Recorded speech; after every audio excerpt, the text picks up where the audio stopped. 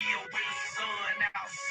just rotating my ties, rotating my ties, rotating my ties, rotating my ties. Now I carry in the world, me and my. Hey, Elanya, is that how you say your name, Elanya? Hey, Elanya. I might have butchered that, but how you doing, baby?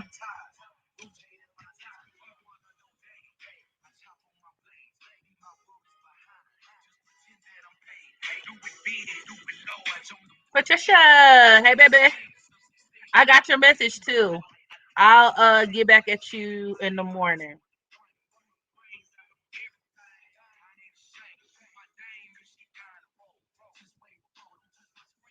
Hey y'all, come on in here. Come on in here. Come on in here. This was an impromptu live. I know we went live last night, but I'm back again. I'm gonna keep this one up. Okay, this one will remain up and available because the information, the tea that I have to spill to you guys on today, the cosmic astrological tea, it needs to be heard, it needs to be seen, and it really blew my socks off, y'all. I'm not even gonna hold you. We're not even gonna take too long to get to the point because this is a drive-by. Okay? This is a drive-by. So you know what I'm saying. If you're not with it, stay on the porch, get low. Y'all put your ski mask on. We finna hit a lick real quick. Cause let me tell you something. I just saw because I don't really care. I don't really care when it comes to certain celebrities or whatever. And it never really crossed my mind to even look into the birth charts of Yandy or Mendeecees. But in lieu of this whole situation, as I'm sure you may know, Mendeecees and Yandy were on what? Love counseling, marriage, love, hip hop, love and hip hop, whatever. Okay. They're on some form of love and hip hop. Basically, they were talking about issues within their relationship, and Yandy basically asked Mendeecees, this is and who she's held him down. He just actually got done serving a 4-year prison sentence for drug trafficking. Okay. So in this particular episode, I didn't even see the full episode. I just see the same clips that most of y'all have seen. She asked him if he would be willing to do the same thing for her had the shoe been on the other foot. And the nigga said no in so many words. He said, I don't know what I would do. I can't say what I would do in a situation until it happens. Which is like if the answer was yes, you would just say yes. Why would you say that unless we're not stupid? So basically, and even if in deep down in his heart he meant yes, that's the way the rest of the world perceived it, sweetie. So like it's a no. And that kind of I was like, okay. I thought I was going to do one of those standard like Patreon birth chart readings for Yandy where I'm just like, whatever. And then I was talking to my homegirl, my friend, my sister. Shout outs to Queen Lovely from Melanated Crowns. Okay. We were talking and I was like, okay, let me look up Mendeecees chart. Maybe I'll do a synastry reading for Patreon. Y'all, when I pulled up this man's chart, what the fuck? What the fuck? What the fuck? What the fuck? Okay, we're gonna get started. I'm gonna share my screen for this one. That's how y'all know I'm gonna share my screen for this one. I'm gonna share my screen for this one. It's some shit we gotta get into, guys. Hold on. Hold on. Hold on. Hold on. Don't worry about a thing. Hold on. You can make it. Hold on. Well, I don't know if everything gonna be all right. Not in this case. Not in this case. Okay. I don't know if everything gonna be all right here. So, as you guys can see, okay, Exhibit A. I'm gonna do Mendeecees chart. I'll cover a little bit of Yandy's chart, and then I'll just save their synastry for Patreon. If you are of my Patreon, go ahead, hit me up today. Click on my community tab. If you scroll, you'll see where I included the link for my Patreon. So if you want to become part of the family and get a lot of astrological exclusive content over there, go ahead and join the family. But today I will satisfy your palates, okay? So go ahead and get those likes up. When we get these likes up, let me see. We'll go ahead and start because I don't even want to take too long. Y'all know I'll sit here, I'll kick it, I'll kiki with y'all, I'll bullshit with y'all, cut it up. But like, we're on a mission. We're on a mission because I really gotta share some stuff. So get these likes up. I got 43 people in the chat, 19 thumbs up. Don't be weird. Don't be a weirdo. Don't be a hater. Just it really costs you nothing to like the video. It costs you absolutely nothing but your muscle thumbs. And you use those anyway because you're scrolling and you're clicking. So let's just help me help you.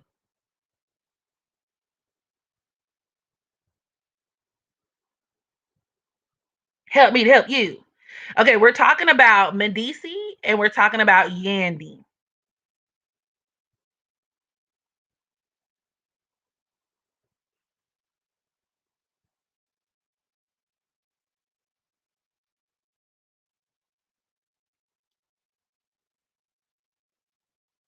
I'm ducking and crawling. Patricia. Yes, buckle your seatbelts. Come on. Come on. Who gonna drive the getaway car? Who gonna drive the car? Who gonna drive the car? Where my shooters at? I need at least 30 likes though. Like we're not starting until I at least get 30 likes. So okay, 40. Patricia knocked it up to 40. I was being nice. Hit the thumbs up button. I don't watch reality shows, so I'm out of context. Okay. So like I was just saying, Lilith, basically, long story short, okay, Yandy and Mendeecees have been together for a long time, a long periodically time. And back in like maybe 2014, 2015, 16, whatever, he ended up getting indicted. Like he caught a federal charge for drug trafficking. Okay. And so he went to prison. And now like he's out. And when y'all remember when he went to prison, Yandy turned into Yandy Luther King. Okay. Yandy started like rallying and protesting on the behalf of felons and convicts. All right. She was holding down the fort with her family. I mean, she had all hella kids, right? Because they had a couple kids before he went in to do his bid. He had some more kids that he had on her. She was holding down all of the children, all the boys and girls. Okay. Working, doing her jobs. Like she was doing a lot. All for him to get out and say he don't even know if he would do the same thing in return. That's so embarrassing. Embarrassing. So embarrassing. Y'all are right on time. I haven't even started. We don't want to be waiting a while. I hope not though. Well, tell these folks to come on. Come on with it. It's only 28 likes. Come on, guys. Thumbs up for me. That's meant for you. Exactly. Exactly.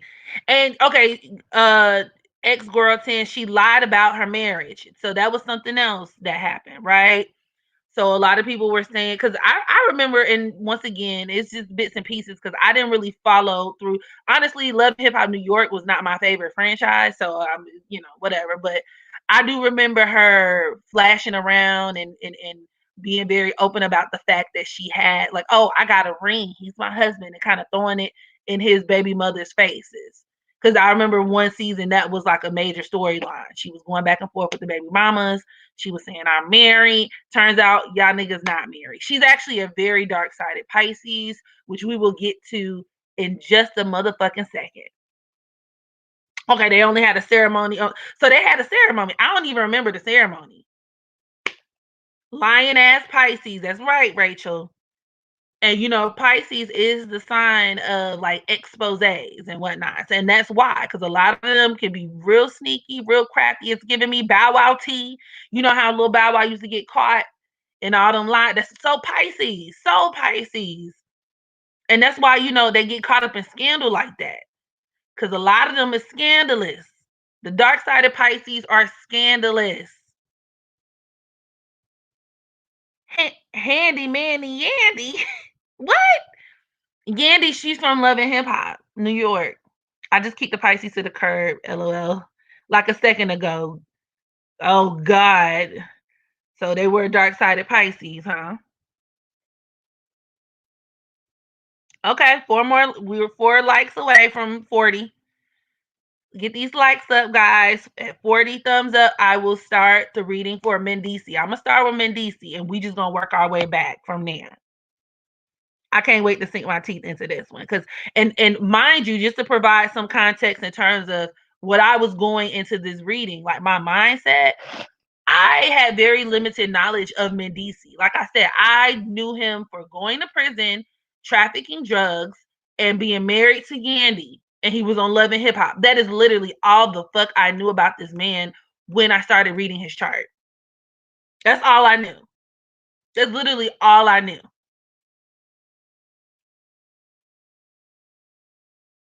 Okay, we're at 41 likes. Okay, so boom. Okay.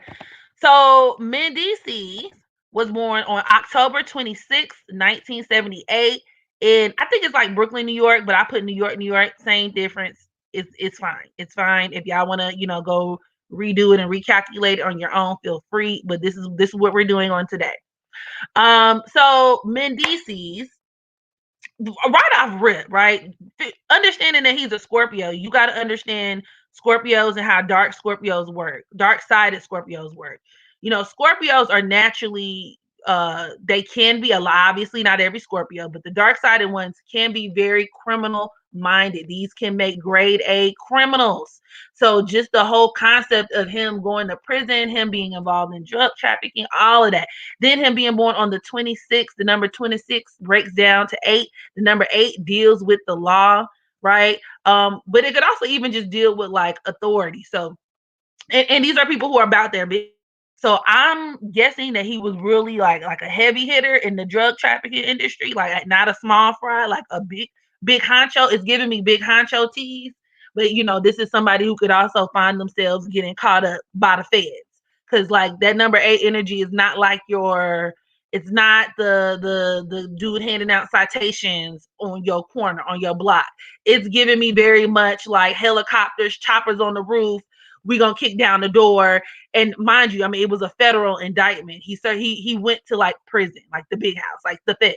So there's that. Second thing that popped out at me, okay? Mendeecees is a hardcore Scorpio stellium, with his stellium including his sun at the 3rd degree, okay?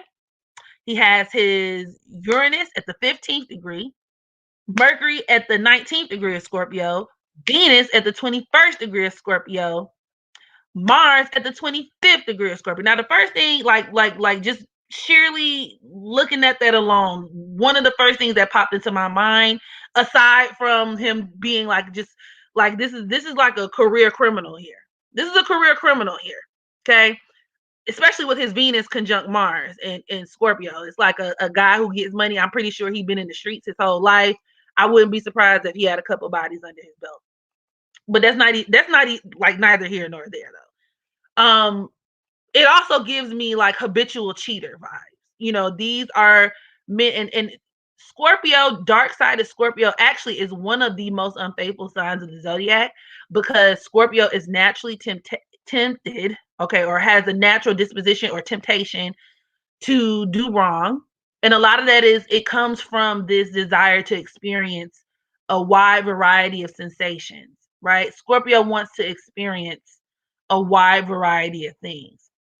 So it's very easy for these people to find themselves in relationships where, just especially as a man, right, where being monogamous is hard. It's almost out of the question, right? These are people who can be hypersexual, driven sheerly on like sexual instinct and impulse and desires and things like that. And with his Venus, mind you, his Venus and Mercury conjoined to Uranus. He even his Mars isn't conjoined to Uranus, but his Venus. It was the Venus for me, conjoined to Uranus, that kind of sparked like a light bulb in my head, because I'm like, he must be into some like really dirty shit. Because I came into the reading like looking at the angle in terms of like Yandy. So number one, this could deal with him cheating on Yandy. He's a habitual cheater, guys. And it also doesn't help that he is a Leo moon. Okay, Leo moons in and of themselves can be philanderers. They can be men who are just accustomed to having lots of money and power, or they can be extremely childish. But both types they can feel themselves. They can start feeling themselves. They're easily flattered. They love attention, especially when it comes to like the opposite sex. And his Mars is oh wait, hold on. What time is this? 3 p.m. Technically on here he's a Virgo moon, but originally I have maybe let me go redo this. Hold on. I think he's a Leo moon because he could either be a later degree Leo moon, early degree Virgo moon. He's not a Virgo moon. Let me redo this. Hold on. Rectify. We're gonna change it to because I feel like he was born like earlier in the day. So let's say maybe like 10 a.m. Boom. Okay, here we go. So wait, no, it's not quite. Maybe like 9. Hold on. Rectify that. Let's try 9 o'clock a.m. I think he's a Leo moon, y'all. As opposed to like an early degree Virgo moon. That's not it either. Okay, what about 5 a.m.? He had to have been born in the morning. Okay, here we go. So according to this, I don't know if it shows the updates that I made in terms of the time. But like I said, his Leo moon would be squaring his Venus and squaring his Mars. Now you could look at that as him having secret children out of like, like children that he's what is this? Children that he's had like outside of Yandy, his relationship with Yandy, which we know that, right? We're very well aware of that. I actually wouldn't be surprised if there were more children out there. It could do it where there could be issues or disputes in terms of like paternity, this, that, and the third. Okay, cool. But it could also point towards something a little bit more sinister. But we're gonna let that simmer. So let's hop back over to his Venus conjoined to Uranus. You could also look at that as him being extremely entitled, okay, where he just feels like no matter what he does, especially when it comes to women, they're always going to be there for him. He's also a Pisces South Node. This is another really big placement that was very telling because it deals with him, drug trafficking, right? Pisces literally deals with drugs, but it could also deal with a person who can be like institutionalized. So this is a man, for all intents and purposes, who is uh he's just accustomed to moving funny. Then he has that Jupiter at the 7th degree of Leo. Okay. That's more drug trafficking, but y'all. So looking at all of this afflicted Leo energy, especially when I saw that his moon, that Leo moon was squaring his Venus and Mars, my gut was like, I don't know how I really feel about this because the sun deals with children. And he has his sun in opposition to Chiron at that 7th degree of Taurus. And I was like, and that could deal with where he's getting money, but in a weird way. But I'm like, what's up with all this afflicted Leo energy? And then it hit me. I said, bro, this nigga was trafficking children, bro. He has a chart of like a pedophile or somebody who is trafficking children. And one of the main indicators of that, like I said, is the fact that his sun is squaring that Venus in Scorpio. Because you could look at that as like him being deviant minded, which is very dark sided Scorpio. They can be some of the worst sexual deviants that you've ever seen in your fucking life. Okay. So I was like, that's okay. So it's giving me sexual assault vibes. Like these are niggas who like can actually even get like kind of forceful with shit. Niggas who can kind of like do the most, like okay, like even with his Mars at the 25th degree of Scorpio, it's like he could have a difficult time like controlling his sexual, like he could just be a very sexually wired person, very sexually charged. So I was like, I don't know. But then when I realized his Venus was conjoined to Uranus, the planet of perversion, I said, wait a motherfucking minute now. Wait a motherfucking minute.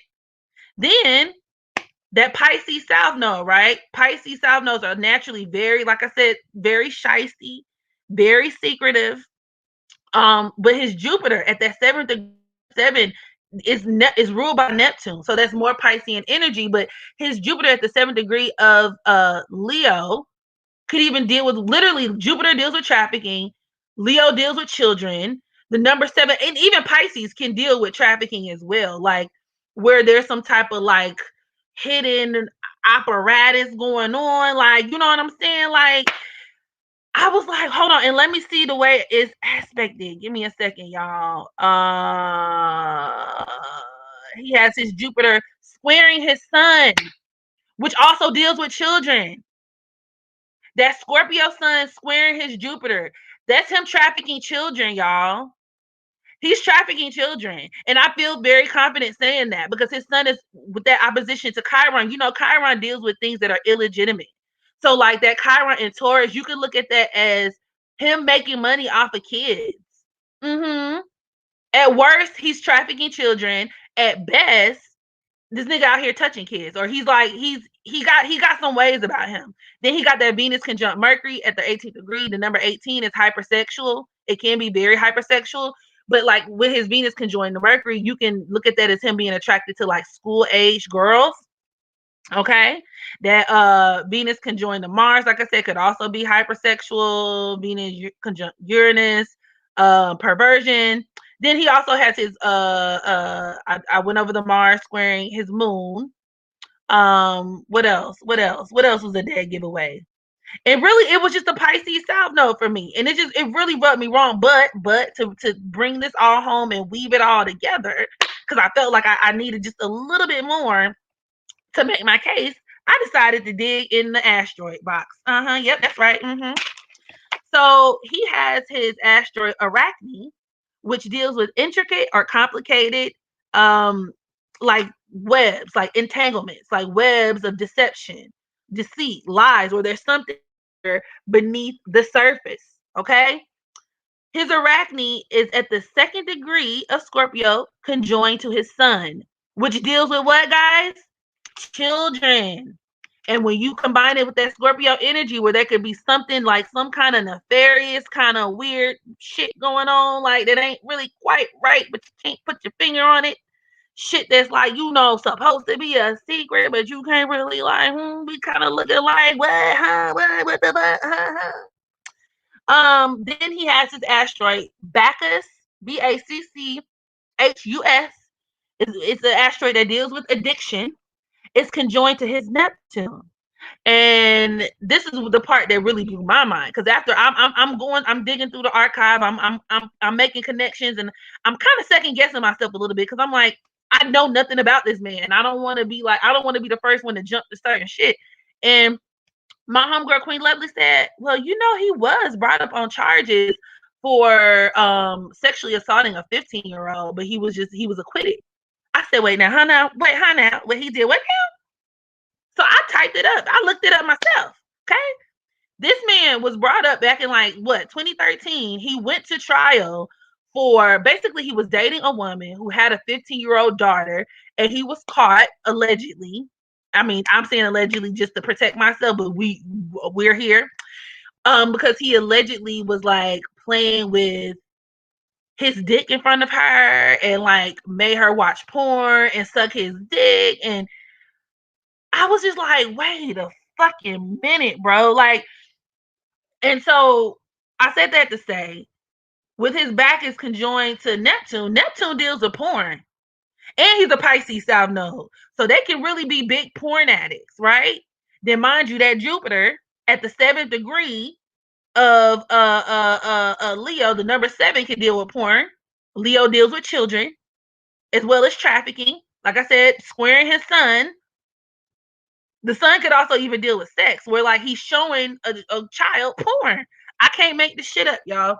Then his Jupiter squaring Chiron too. So like once again, him trafficking, it could be him with that number 7, it could be drugs, but it's in Leo, so it could be children. Now you could also look at this as him having child support issues and custody issues with his children. I'll give him that. But on the more sinister side, it's like it gets deep. Then, oh yeah, because I'm not done. Then so yeah, Bacchus conjunct Neptune. He could also have an alcohol or have issues with substance abuse. You know, there's that. but it could also point towards him, trafficking and stuff too. His Hera, which Hera in Greek mythology was Zeus's wife.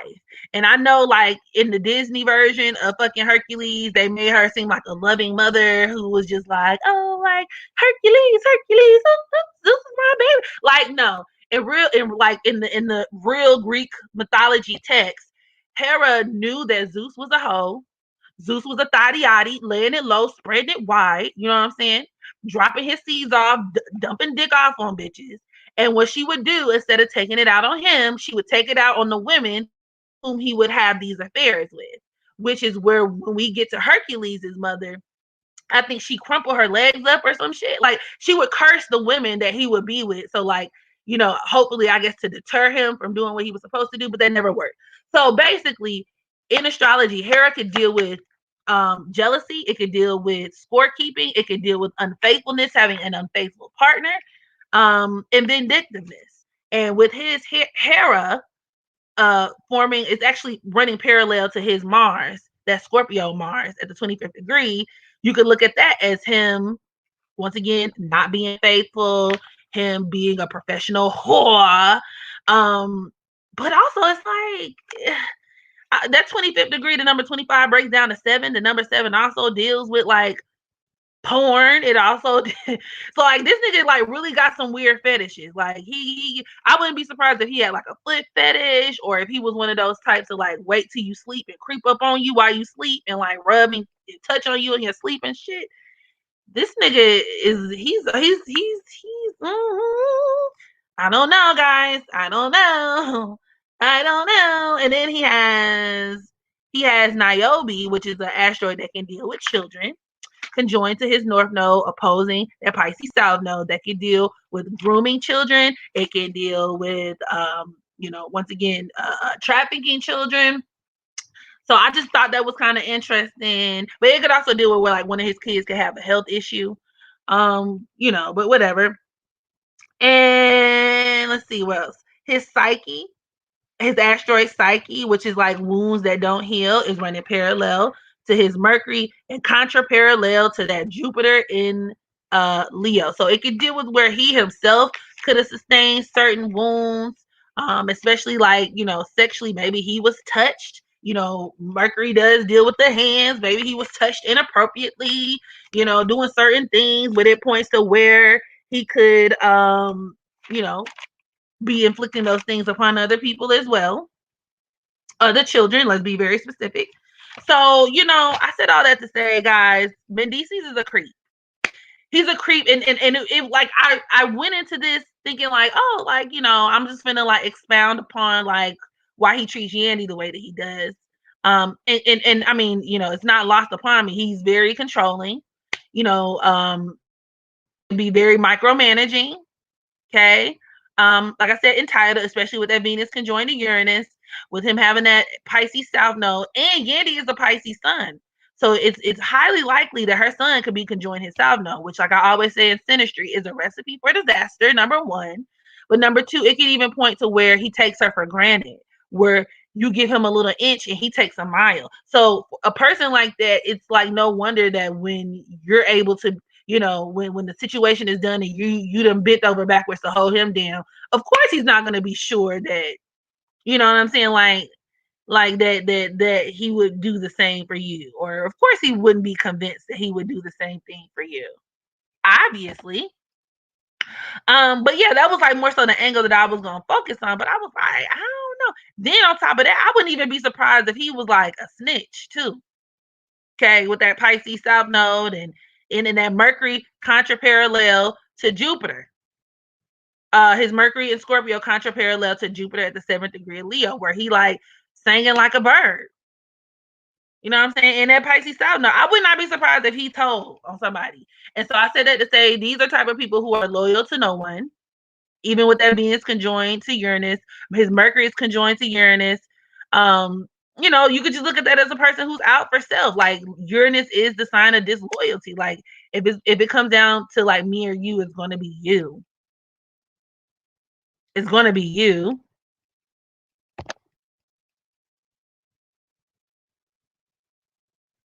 So yeah, I'm gonna look at the comments now. I didn't say Zeus was gay. Zeus was a regular, unless somebody's. Oh, see, Harris said Zeus was gay too. Oh Lord, I ain't never heard of that one, but you know, he looked like a pervert. I was like, what the fuck? So I had no idea about any of that. Like, I didn't know about the accusations. I didn't know about any of that.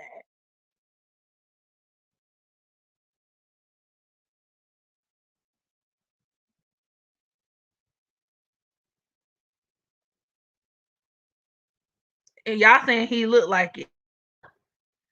Yo, he was accused of doing something along those lines to his ex. Yep, yep, yep. He did it, y'all. He did it. Allegedly. He did that shit. Looking at his chart, this nigga did that shit. Allegedly.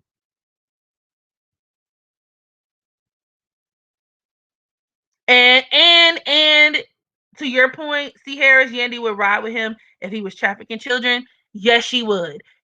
I'm saying that, you know what? I'm a fuck it. I'm gonna say it. I think Yandy knows. I think Yandy knows exactly who the fuck she's with. Yandy is a Pisces sun, Capricorn, Moon, and South Node. Yandy knows exactly who the fuck she's with. But here's the thing about dark-sided Pisces. Like I said, they're very scandalous. You know, her being a Pisces sun, that makes sense when she's dealing with like a guy who could go to prison or a guy who's knee deep in the drug game, hugging the block, like my girl Queen Lovely says. Or like Cam says, I've been hugging the block. But you know, so she know. I think she knows that much. But even in regards, y'all remember when? Think back to when she adopted that little girl, the runaway girl. Y'all remember that? It made my eyebrows raise up a little bit, especially like when she got home, or once Mendeecees got home, she sent the girl off.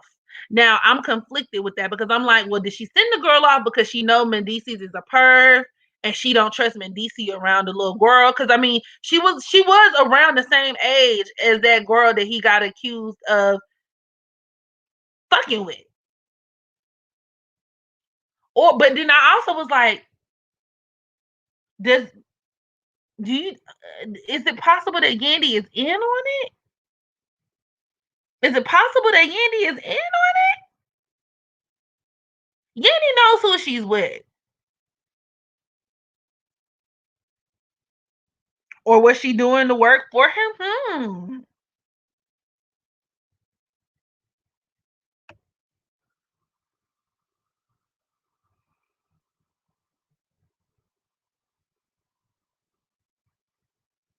It's usually the ones that can blend into the community well. Plus, he supposedly does a lot in the community with kids, but he don't need to. No more. No more. And y'all know trafficking kids, that's like sex trafficking in general is a really big industry. So he's not just, he traffics, not just drugs either.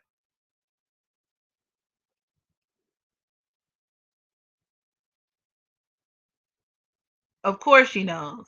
Mm-hmm. Mm-hmm. Now his hairline giving creep vibes.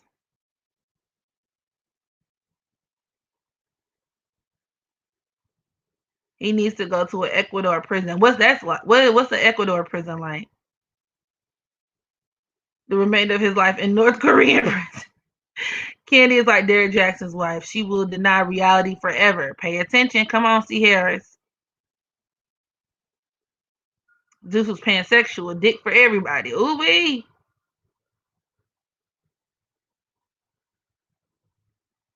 Hera was vengeful. Exactly.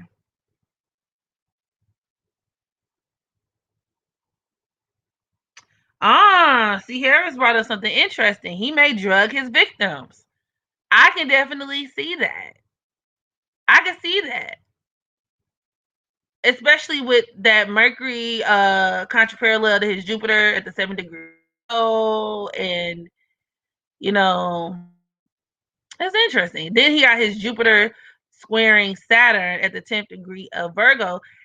That could even like maybe he's a pill popper.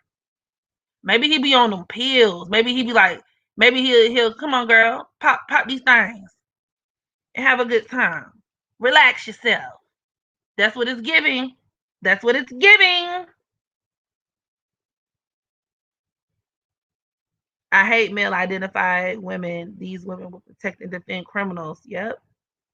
His baby mama said Yandy will do shady shit behind closed doors and act like she don't know what's going on. She's definitely very aware. I believe it. I believe it.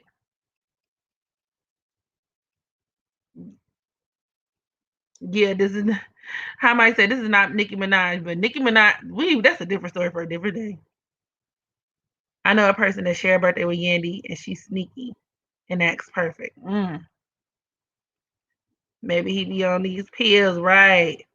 I really wouldn't put it past him, and he's in New York and in the entertainment industry before the TV show. Mm-mm. I don't know who these people, but I'm already connecting the dots. They both nasty, like those serial killer couples. One plays innocent, but it's just said, yeah, it's just sadistic as their partner, even worse at times. Yep. ATL black celebrities are trafficking children and sex for money. Look at T.I. and Tiny. Well, they're not in ATL, but they're in New York. But it's still a worldwide hustle. It's still a worldwide hustle. Burn them all. Facts. It's always something with my face. I was rooting for you, Yandy. I'm just saying.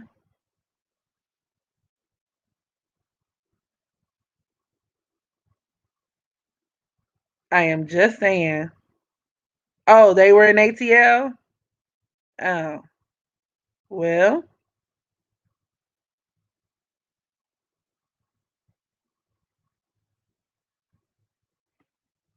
yes. So, in terms of Yandy, yes, hit the like button, hit the thumbs up button, guys. In terms of Yandy, give me a second. Let me pull her shit up.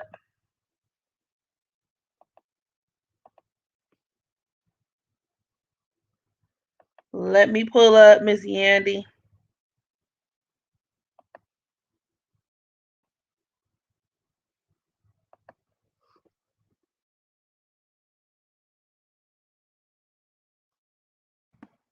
Because I want to point some things out in regards to her chart as well.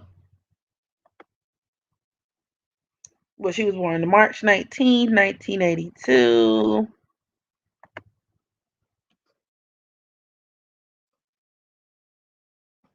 March 19th, 1982. That number 19 breaks down to 10, which reduces to 1.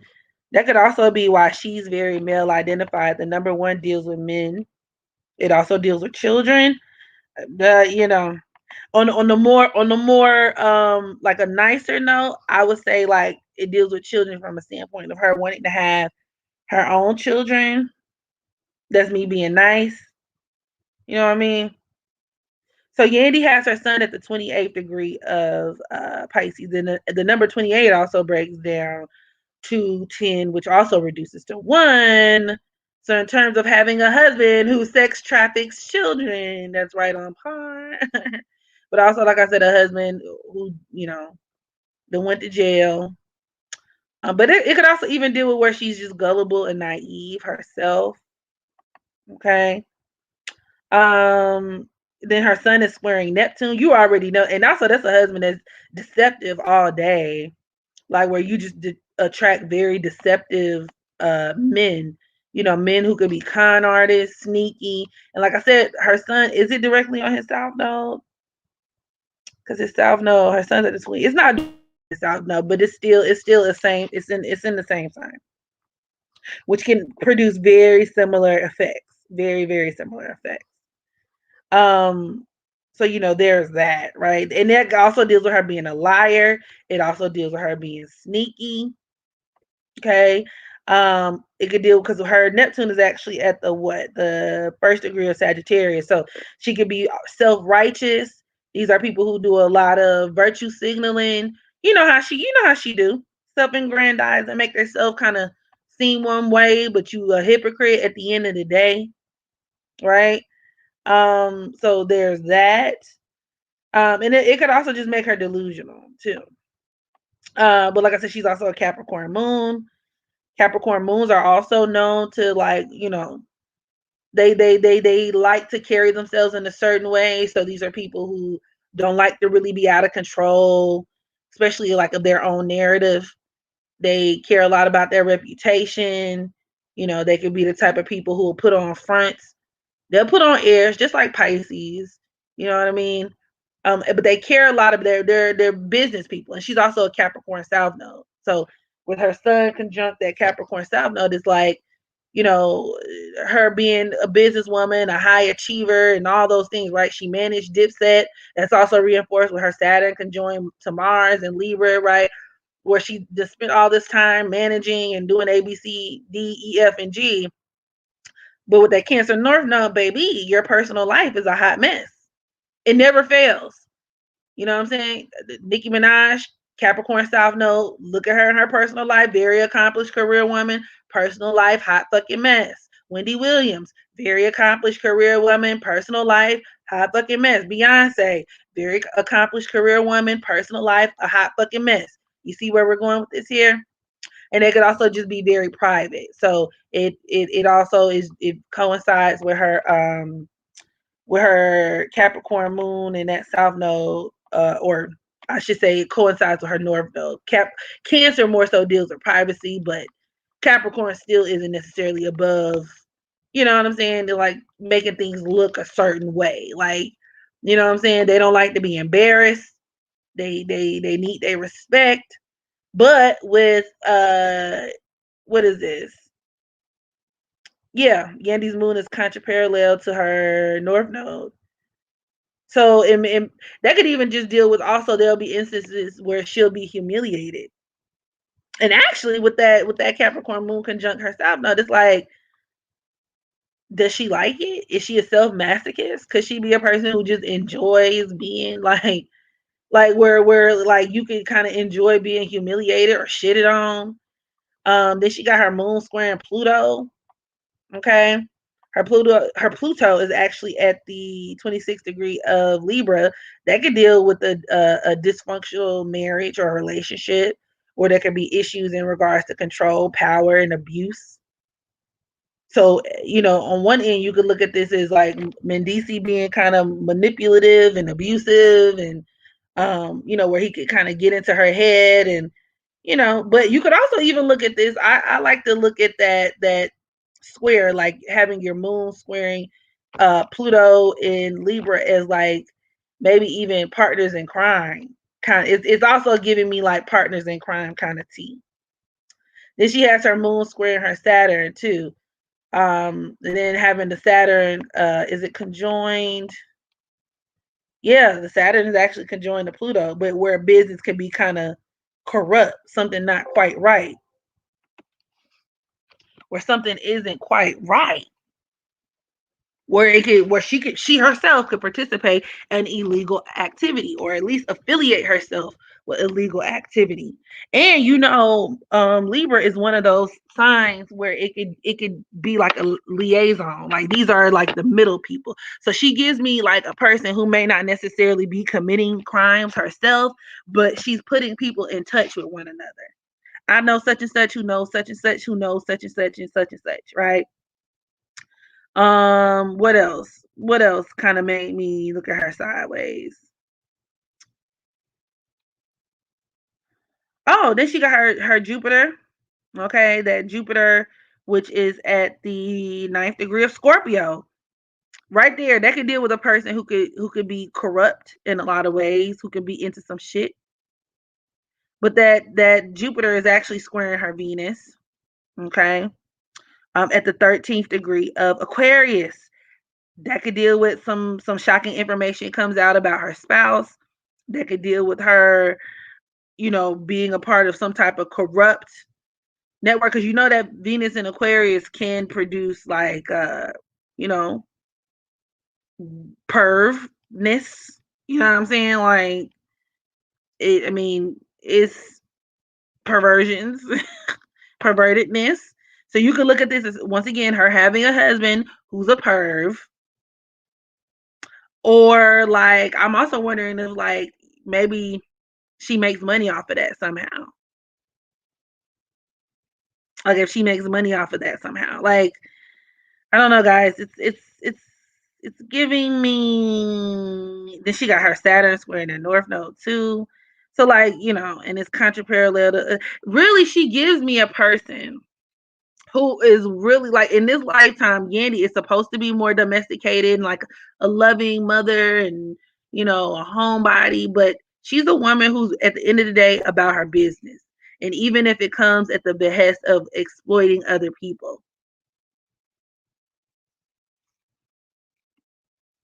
So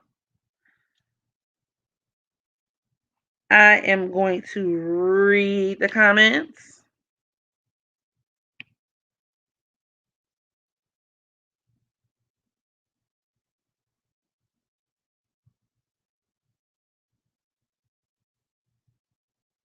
Yandy worth millions. She doing something. They're both on the dating site. She knows she's with it. Wow. Yandy faked an entire marriage. Of course she does. She's on the forefront acting like a community activist. She did adopt a girl. Yes. I remember that. Investigate the 5 companies she's running. Especially with her being a Pisces. Then she got Venus contraparallel to her Chiron at the 19th degree of Taurus. That's her making funny money. That's where there's something kind of funny about her money.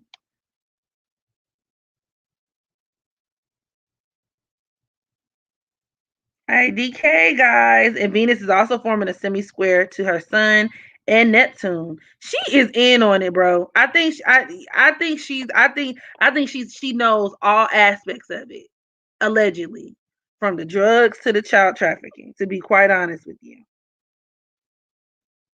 and I don't like the fact that Jupiter deals with adoption, and she has her Jupiter square in that Venus in Aquarius, because it makes me wonder what her motives were for adopting that girl. She also has Mercury square in Uranus. I'm not. I don't know, guys. I don't like the feeling. I don't. I'm side eyeing Yandy and Mendeecees, but she can play dumb all she wants, because that's another manifestation of her Pisces Sun square Neptune and Sagittarius, where she can play dumb. She likes to play dumb, but bitch, we know what time it is. Bitch, you knew. We know you knew. Yes, hit the like button, y'all. Thank you for making videos on astrology. They really help me.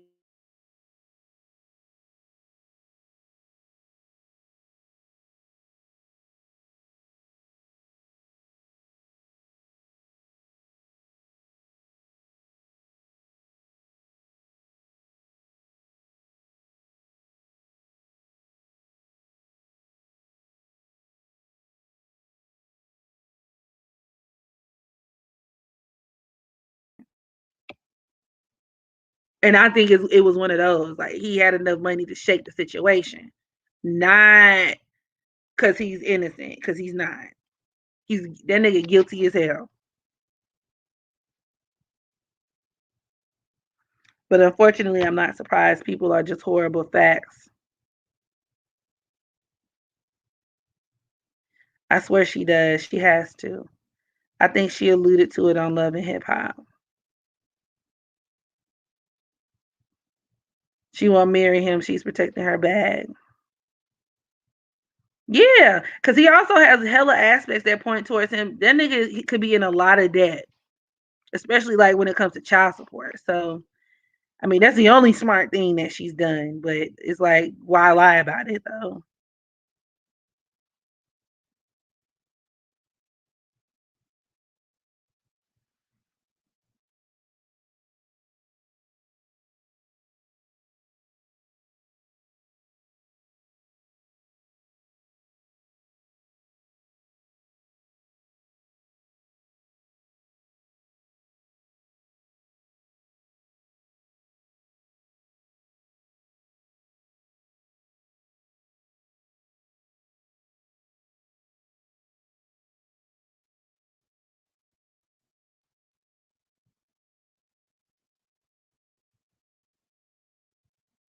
Yandy is probably the kind of mother that would kick her daughter out if she found her spouse was sexually abusing a child. She It's astrology, never personal.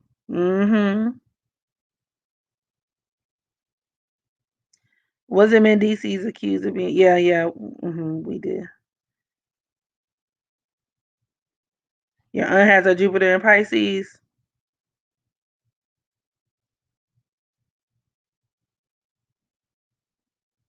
Scorpio rules other. Oh, that's something else. Thank you for pointing that out. So yes, Scorpio does deal with other people's money, but like, moreover, with that Cancer North Node, right? Especially with it being afflicted the way it is, because she has her Mars at that 14th degree of Scorpio square her North Node. That could also deal with embezzlement.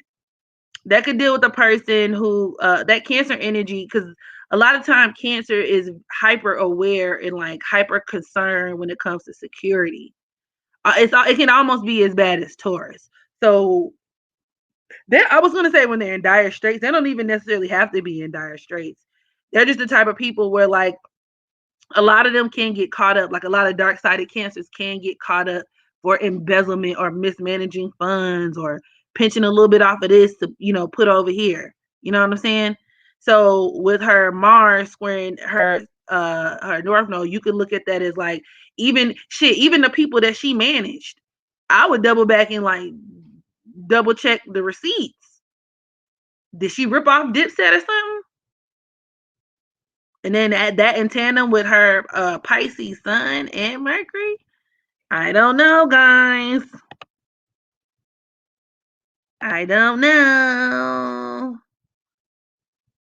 Yep, and then that Sun semi square to Venus, where like she's one of those people. She'll even be willing to take the easy way out. Like, she just wants a quick buck. Honestly, she'll slap her name on it if it means she can get some quick cash.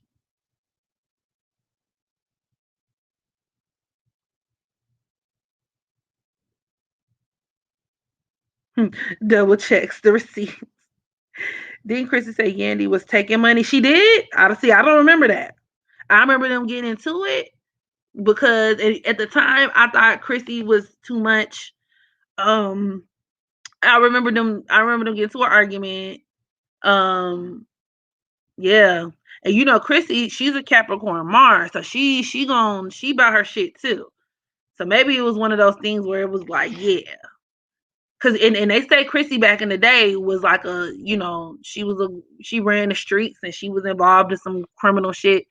So maybe she was just like, listen, from one Vanessa to another, bitch, I see you. I see you, you see me, we see each other. Maybe that's why they didn't get along. Oh, Chrissy said she was taking money. Well, I believe it. And once again, because of the innocent girl act, because it's one of those things where like Chrissy, we already done seen Chrissy fucking sock and bopper Kimbella in the face, like that, like she hot tempered. She was very hands on with Jimmy. So it's like, okay, well, maybe she was tripping. That's how I was thinking. I'm like, man, Chrissy is tripping. Yandy seems so cool. Even when Kimbella and Yandy got into it, Kimbella was like, she's so fake. She's so this. She's so phony.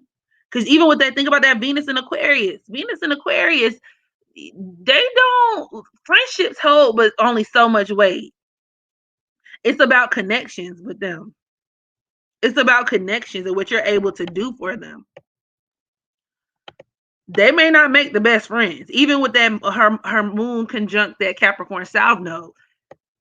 Like I said, it's very exploitive. So like when it comes to personal relationships, like I said, it's in this lifetime they're supposed to learn how to be more personable. She's supposed to learn how to be a woman's woman and this and that and the third. But naturally, that's not her. That's not how she coming. So these are people. Think about Wendy Williams with that Capricorn South Node. People get so butt hurt and bent out of shape. Like, Wendy, we were just eating lunch and she came on TV and she said that. Even Jocelyn, oh, you don't give me my flower, bitch. What do you expect? It's Wendy Williams. Wendy would throw anybody under the fucking bus. She did it to Nene, and they were supposed to be friends. Ain't no friends, bitch. Yandy is not capable of being nobody's friend. Not for real, for real.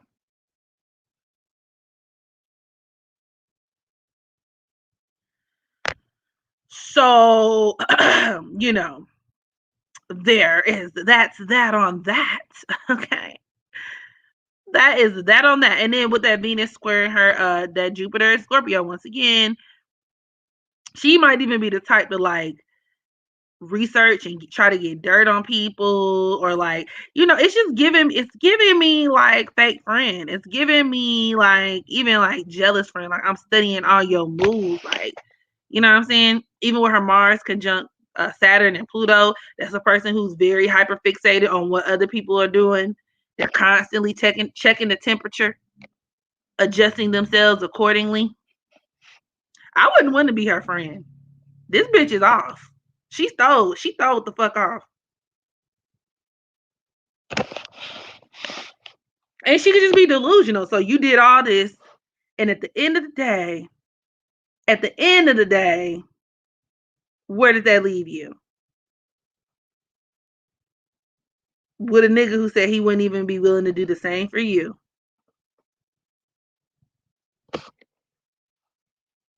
Bingo. I didn't really care for Jocelyn trying to throw jabs at Wendy age either. Like, girl, the way life is going, pray you reach her age. Facts.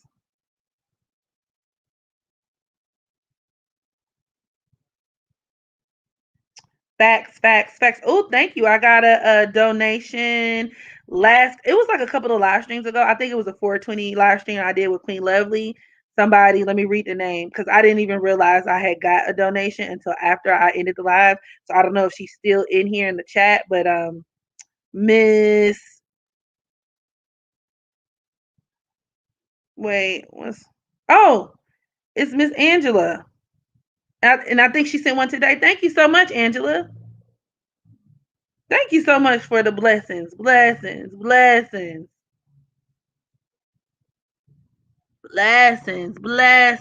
I appreciate it. I meant to tell you that last time. I didn't even see it till I got off the live stream.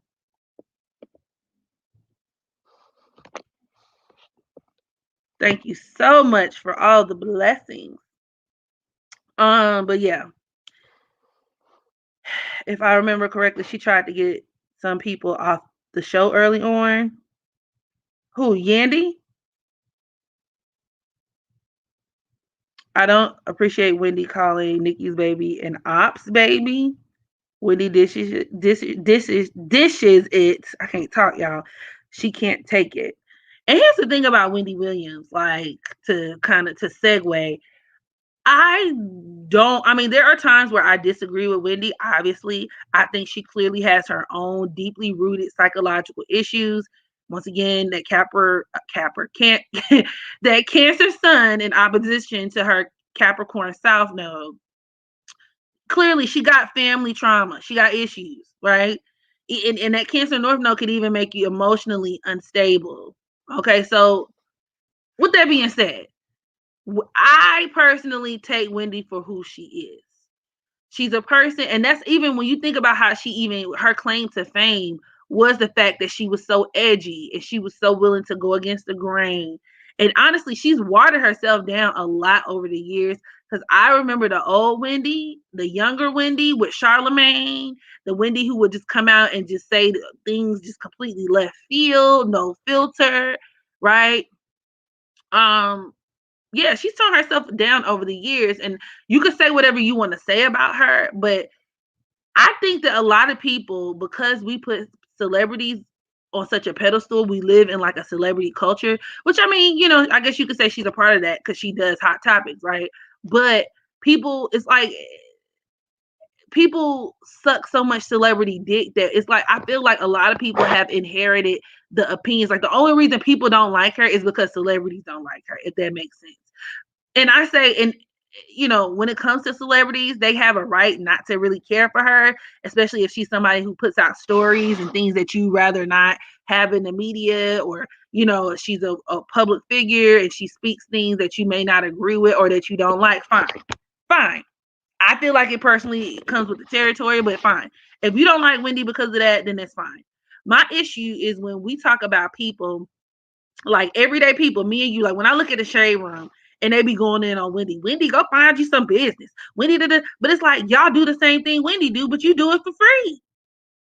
Like Wendy is such a horrible person and a monster for giving opinions, and you don't have to agree with the opinions, but you. So it's like it's weird. So 1 minute y'all say Wendy ain't all that, people down Wendy, fuck Wendy, she a hating asshole. Da da da da. Her legs look like rolled blunts, right? Her legs look like two poorly rolled blunts, two poorly rolled backwards. It's like okay, fine, but why clearly people find some type of value in her opinion. Jocelyn took her ass on TV begging for Wendy to give her flowers. The minute Wendy say something, niggas clap back. Like even Asian Doll and NBA Youngboy, like they're writing statements. Like if Wendy did not matter, why? What's up with that? And like, why is it when she does it, it's cool, but we have niggas tune into the shade room every day? What's the difference? You're giving your opinion. Oh, I don't like this person. I don't like that person. This is what they did. Here's the spill on that. Fuck them. Oh, that was crazy. Like even me. Like I'm an astrologer, but I do cover a lot of celebrities. So like I have opinions. So what's the difference? Why is it bad when Wendy does it? Like I don't get it. Can somebody clarify that to me? What is up with all like the Wendy hate? Even like with Jocelyn, it's like, okay, Jocelyn, you can feel a way, but it's Wendy. Wendy is doing what Wendy has always done, and she has the right to have her opinion. Now, if you want to dispute why she thinks the way she thinks and why she acts the way she acts and her mentality, that's valid. But I mean, now what? Like, I don't get it. She's not obligated to change how she works or change her opinion and make you feel good and juicy on the inside. She's just not. And celebrities get traction from her opinions too. Exactly. I like Wendy. I don't give a fuck. She is who she is. And I don't Wendy, like I said, Wendy is off. Like Wendy clearly has issues. So I'm not even like a huge Wendy stan. I don't even watch the Wendy Williams show like that no more. Like, so I don't necessarily have a dog in the fight. Like, because I actually like Jocelyn. But the truth of the matter is Jocelyn represents so many like people, and just to see people cheer her on, like, oh yes, get Wendy together because she don't support black people. Well, if she don't support black people, why is she news? Why y'all keep making her news? Everything she say, everything she report on be news. If you don't like her, then stop talking about her. Outlets need to stop covering her. Y'all need to stop biting the bait, taking the bait. So she's clear, and it's giving me very much like, oh, we're mad at the Grammys, but we gonna still go every year. You know how niggas be doing. Let's talk about the Grammys. They ain't got no inclusiveness. They don't respect black people. You don't respect my artistry and my talent. But where your black ass gonna be next year at the Grammys? Submitting your album, with your fingers crossed, hoping you get a motherfucking Grammy. Bitch, do you want to participate or not? Wendy's gonna be Wendy. That's her brand. She built her brand off of being shady. She built her brand off of talking shit. And people like, well, she doesn't really do it to the white people, but she does it to the black people. Yeah, because Wendy started off as a hip hop radio personality. She knows more information about black people and black culture. And she has like a hot topics crew. So I'm pretty sure when it comes to like the white people and the white news, she probably gets briefed on it. Like, okay, I know what Norman prepares for me. You know what I'm saying? Like, and I'm just kind of whatever. And it could be some issues there because not for nothing with her being a Cancer sun opposed to her Capricorn South Node. She could have some self-hate issues there. That's valid. But once again, though, like she still the majority of her platform came from like hip hop. She literally would work at hip hop stations. So why would she not be more well versed in like what's going on, have more of an opinion on what's going on in terms of black entertainment and black celebrities as opposed to white ones? Duh.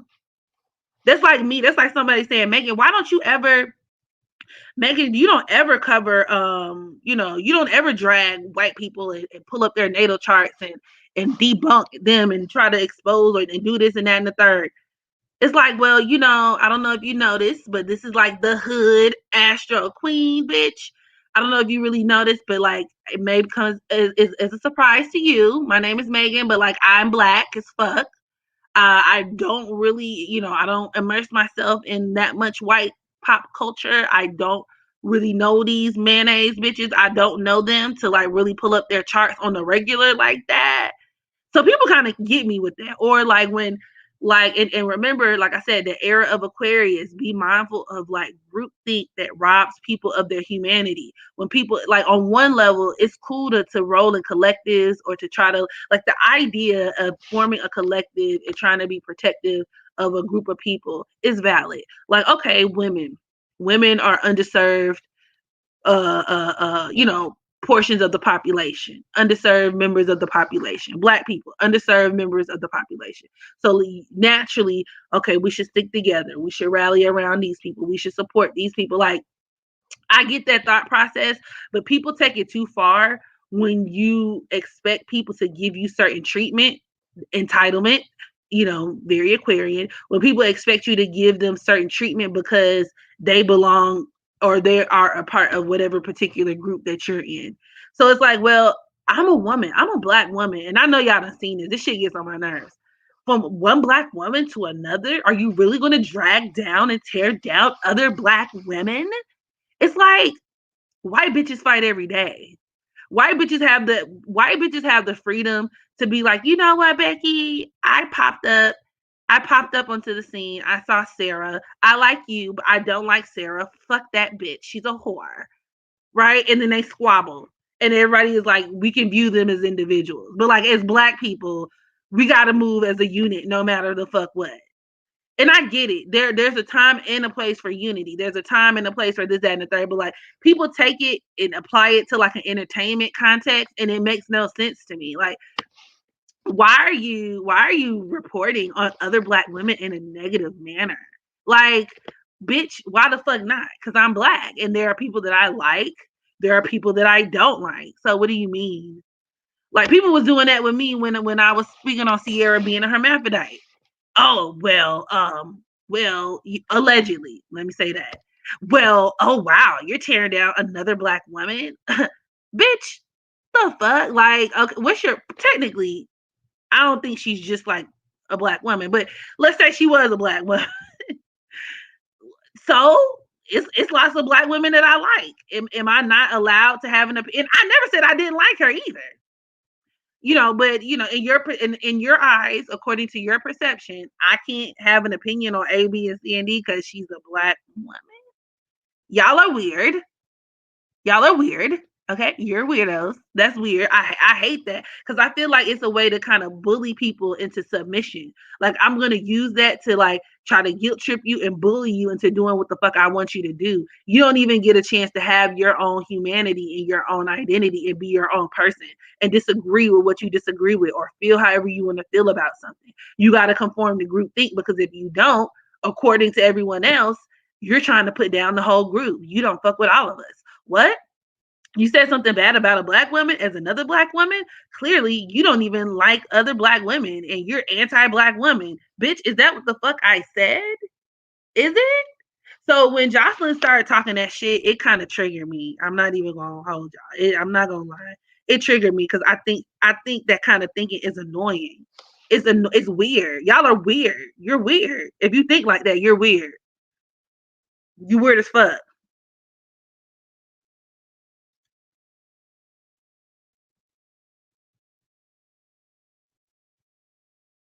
I'm black, but not not Popeye's chicken sandwich black. Especially with entertainers who don't give a fuck about you and literally sell all of themselves to make a profit off of you. Right, child, fuck them people and keep spilling their weird ass tea. It's like I didn't know is it really that serious though? No matter how hurt she was, that shit was foul. Wendy can talk shit but can't take when people talk shit about her. Okay. I mean, I'm not denying that either. Two things can be true, multiple things can be true at once. Like I said, Wendy has her ways about her. She does. So I'm not team Wendy either. I really don't give a fuck once again. But it's just like you already know who the fuck Wendy is. Wendy is a larger, more established person in the equation. She has her show. She didn't have her show for a long time, a long periodically time. And she does this exact same thing that everybody the fuck else does.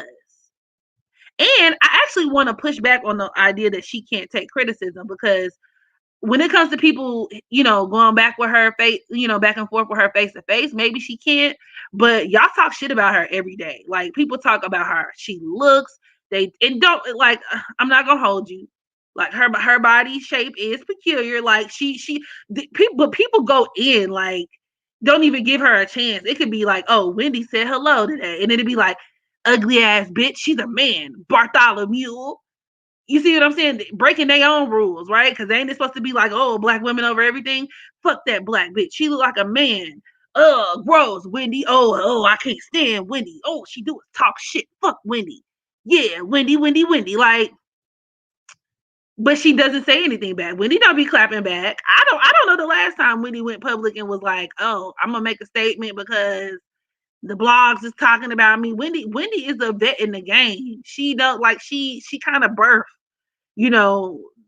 hot topics as we know it. So it's like, Wendy actually can take criticism. Now, when you face to face with her, I think she's a bitch. I think she's many things. Like I said, she has issues. I wouldn't want to be friends with Wendy Williams. But, like I said, she is who she is. So why do we act so surprised every time? Oh, she's a horrible person. She's doing what I'm doing, but I don't get paid for doing it. So, Wendy, why would you say that? She went back and forth with Nikki about what? When? When? Like what? Like about what? Like I said, overall, Wendy is not the type of person who is constantly in the blogs clapping back at people. Now, if you would like to open your books and turn to chapter Cardi B, perhaps. Wendy don't be spending all her days and nights clapping back on folks. So,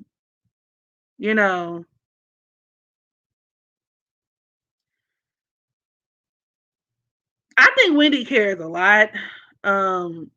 She just she's just one of those people who, when you grow up with your parents treating you like shit, and you know what I'm saying, I just think she copes with it in other ways.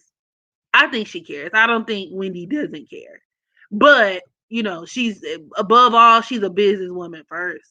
And she's dedicated to her business first and her brand first. So she's going to naturally move. That's that Capricorn South. No, she's naturally going to move in a certain way.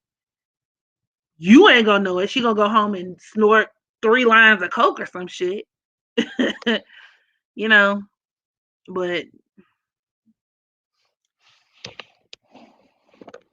once again, I just don't understand. Like, you can have an opinion on Wendy. I don't, you can like Wendy, you can not like Wendy. I just don't understand the collective vitriol that she receives for doing shit that everybody the fuck else does, or things that you benefit from. Like, if you're the type of person who peruses through celebrity chats and blogs and shit like that, I feel like you should have no, like, I feel like, the whole taking the stance of like, Wendy needs to mind her business. Well, bitch, if she minded her business, you wouldn't be able to not mind yours, because here you are not minding yours. Like, I don't get it. Like, is she bad for what she's doing or not? Because if you feel like that, you wouldn't even engage in it yourself. So what's up? I'm confused. Where are we going with this? She looks like a Muppet from the Great Ganger Show. She does.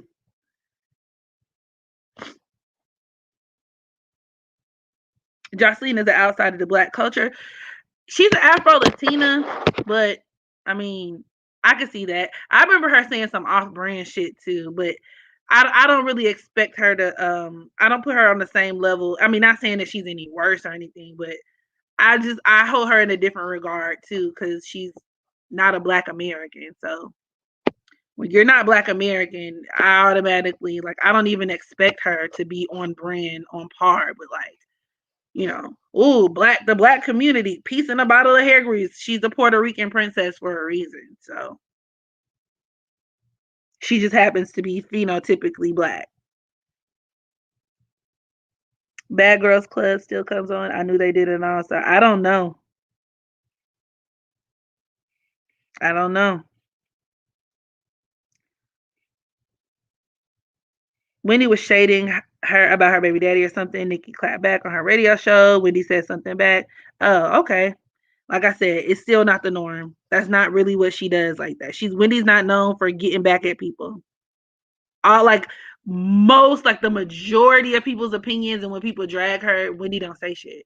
She literally will move on with her show, which is actually why people was getting so antsy when the whole Kevin Hunter thing was popping off, because she literally said nothing. She was going on with her life like nothing was going on, like going on with the show, doing hot topics. But it's like, are you going to speak on it? That's just how she moves.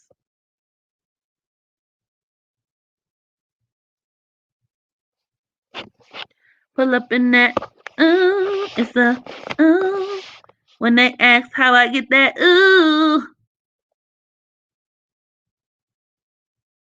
We were going to beat your ass. I was going to beat you outside, but I'm a lady. I have class. Where'd that come from? Wendy is starting to look like E.T. She looked real crazy, though. The iconic Whitney Houston interview, that was hilarious. Wendy Williams didn't need plastic surgery. She was pretty without it. She was really pretty. But once again, that inadequacy complex that can come along with that Capricorn South Node, she's very insecure. Like I said, there's so many things you could say about Wendy. Like, I'm not even going to hold you on that. And Tall Slime said, because she thrives off of drama and she's messy. Mess is a business. That's her job. And you're here. So I don't get it, Tall Slime. You're here. Like I'm pretty sure you indulge in those things. And if you don't, most people do. So if she's messy, wouldn't therefore anybody who participates in celebrity drama and gossip, like anybody who participates in that business, wouldn't they be messy too? So is the shade room messy? Is Baller Alert messy? Are the people who subscribe and follow these channels and interact with these platforms on the regular, are they messy? Or are we just gonna blame it all on Wendy Williams? Toss Slime been talking that bullshit in the comments for quite a while now. I don't know if you still here, but you know, your points. I mean, I see you trying, but it's not really hitting home the way like maybe that you thought they were gonna hit home. The points aren't really hitting like you thought it was hitting, because I still see absolutely no validity in what you're saying.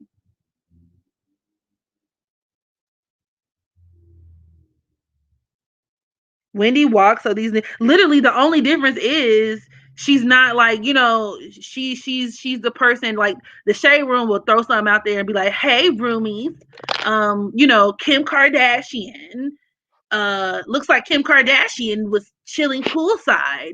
And then, or they'll set up like the alley oop, they'll set you up for the alley oop. They'll put some shady ass caption or a crazy ass picture. And so that way people will swarm the comments and be like, oh, hell no, look at such and such. Did you see such and such in the corner? And but the only difference is Wendy presents it to you like from beginning to end. Hey, y'all, hot topics. Here's Kim Kardashian chilling by the pool. Well, maybe I think, here's my opinion on that. And if she says something y'all don't like, she's messy. What did I say besides she's messy? That's that. Yeah, you said something else that was weird earlier on in the comments. But point is that your underlying point, like it's invalid. Like that point right there that you were trying to make about Wendy being messy, well, that's not true.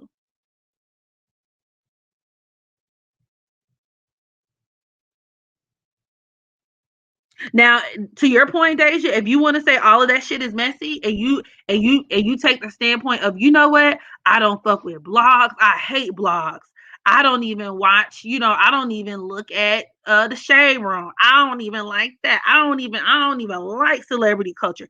If that's your stance, that's fair.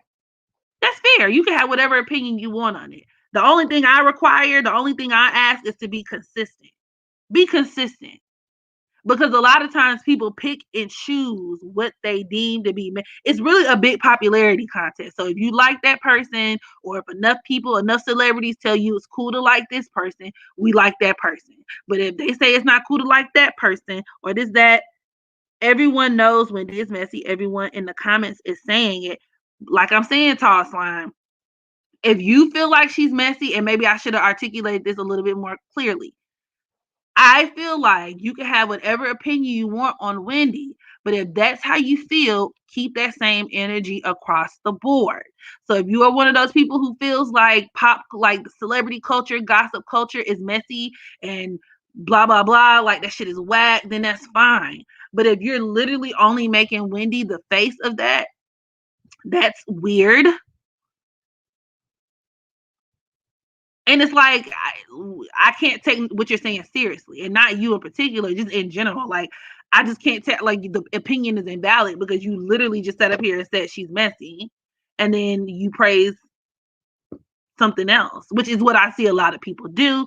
So that's more so what I'm speaking to. That's the type of thought process that I'm more so speaking to.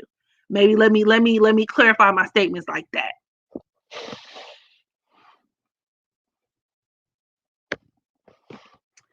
Some of these people may or may not be not able to get the likes up. Yes, get those likes up. Exactly. Then stay out the shade room and gossip in this. Exactly. And there are people like that where it's like, I don't, that's not my thing. I don't really like, I feel like that shit is messy. I like to, I like my artists. I like to enjoy my artists and consume my celebrities this way, but I don't really care for all that extra shit. If that's how you feel, you got a right to feel that way. It just so happens that like 98% of the niggas like don't really be on that shit. 98%, because I mean, honestly, if that's how you feel, you wouldn't even be watching my channel quiet as it's kept. Because I mean, I have a background in radio and having that, and then going into astrology and understanding that most people like studying the parts of the charts of celebrities makes it easier to learn astrology. It's kind of where I kind of derive the the framework for my YouTube channel. So it's like, but still, if you are just a person who is like completely uninterested in celebrities, maybe like 60%, 70% of my content, you would be like, yeah, I'm gonna go ahead and head out because I don't give a fuck.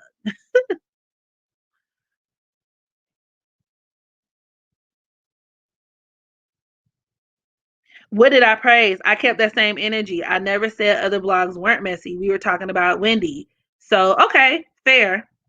Fair toss slime. I'm a concede and let you have that. But like I said, maybe I should have made my point a little bit more clearly in the beginning. That's what I take issue with. So if you're saying that your opinion is that all of these different platforms, you feel the same way, then I won't hold you. You're free to go. Okay.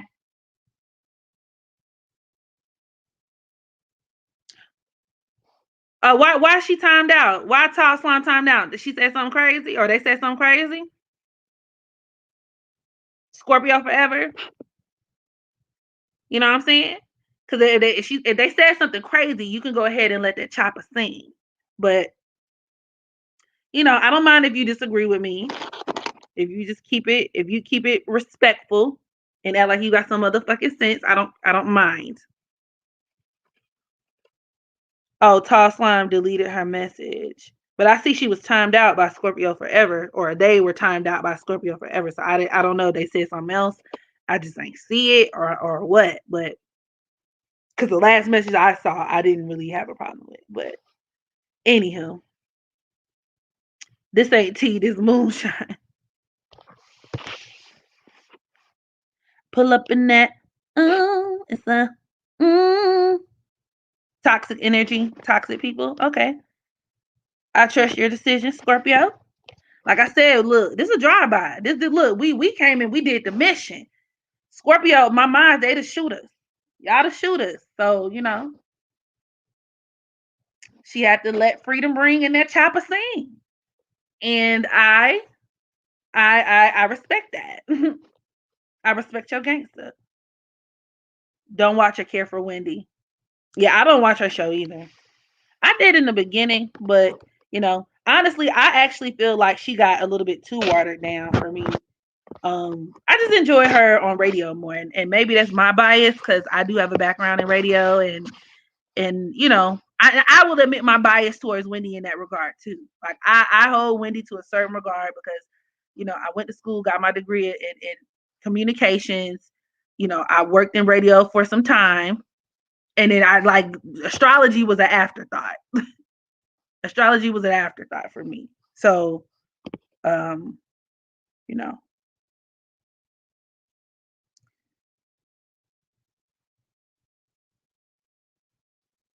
expressive. I don't like. Well, I'm not gonna say I don't like expressive. I think expressive is good in terms, or is it impressive? It's impressive, not expressive. Or unless you're talking about something different, because I'm thinking about impressive, like the YouTuber.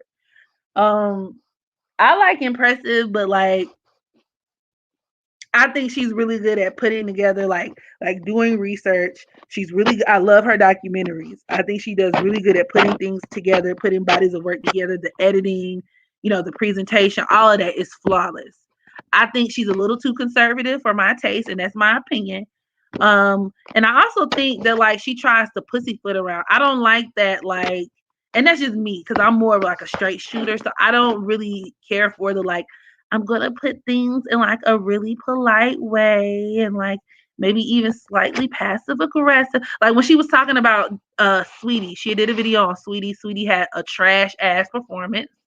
Which I mean it should surprise no one. She's not really that talented. But yeah, like instead of just saying that, like, oh, she's not really that talented, Sweetie bombed, or like, the performance was trash. She needs to go back to like she was like, well, she excelled in some parts, but and it's not to really tear her down, but Sweetie needs to work on her craft. Sweetie needs, and it's like, girl, just say that shit was boo boo. Like, say the shit was like, I don't, she put shit with like a bow on it, and like, I still watch because I like to me the pros outweigh the cons of like watching her channel, so I'll still watch. But it's a little too, I don't know what the correct word to use.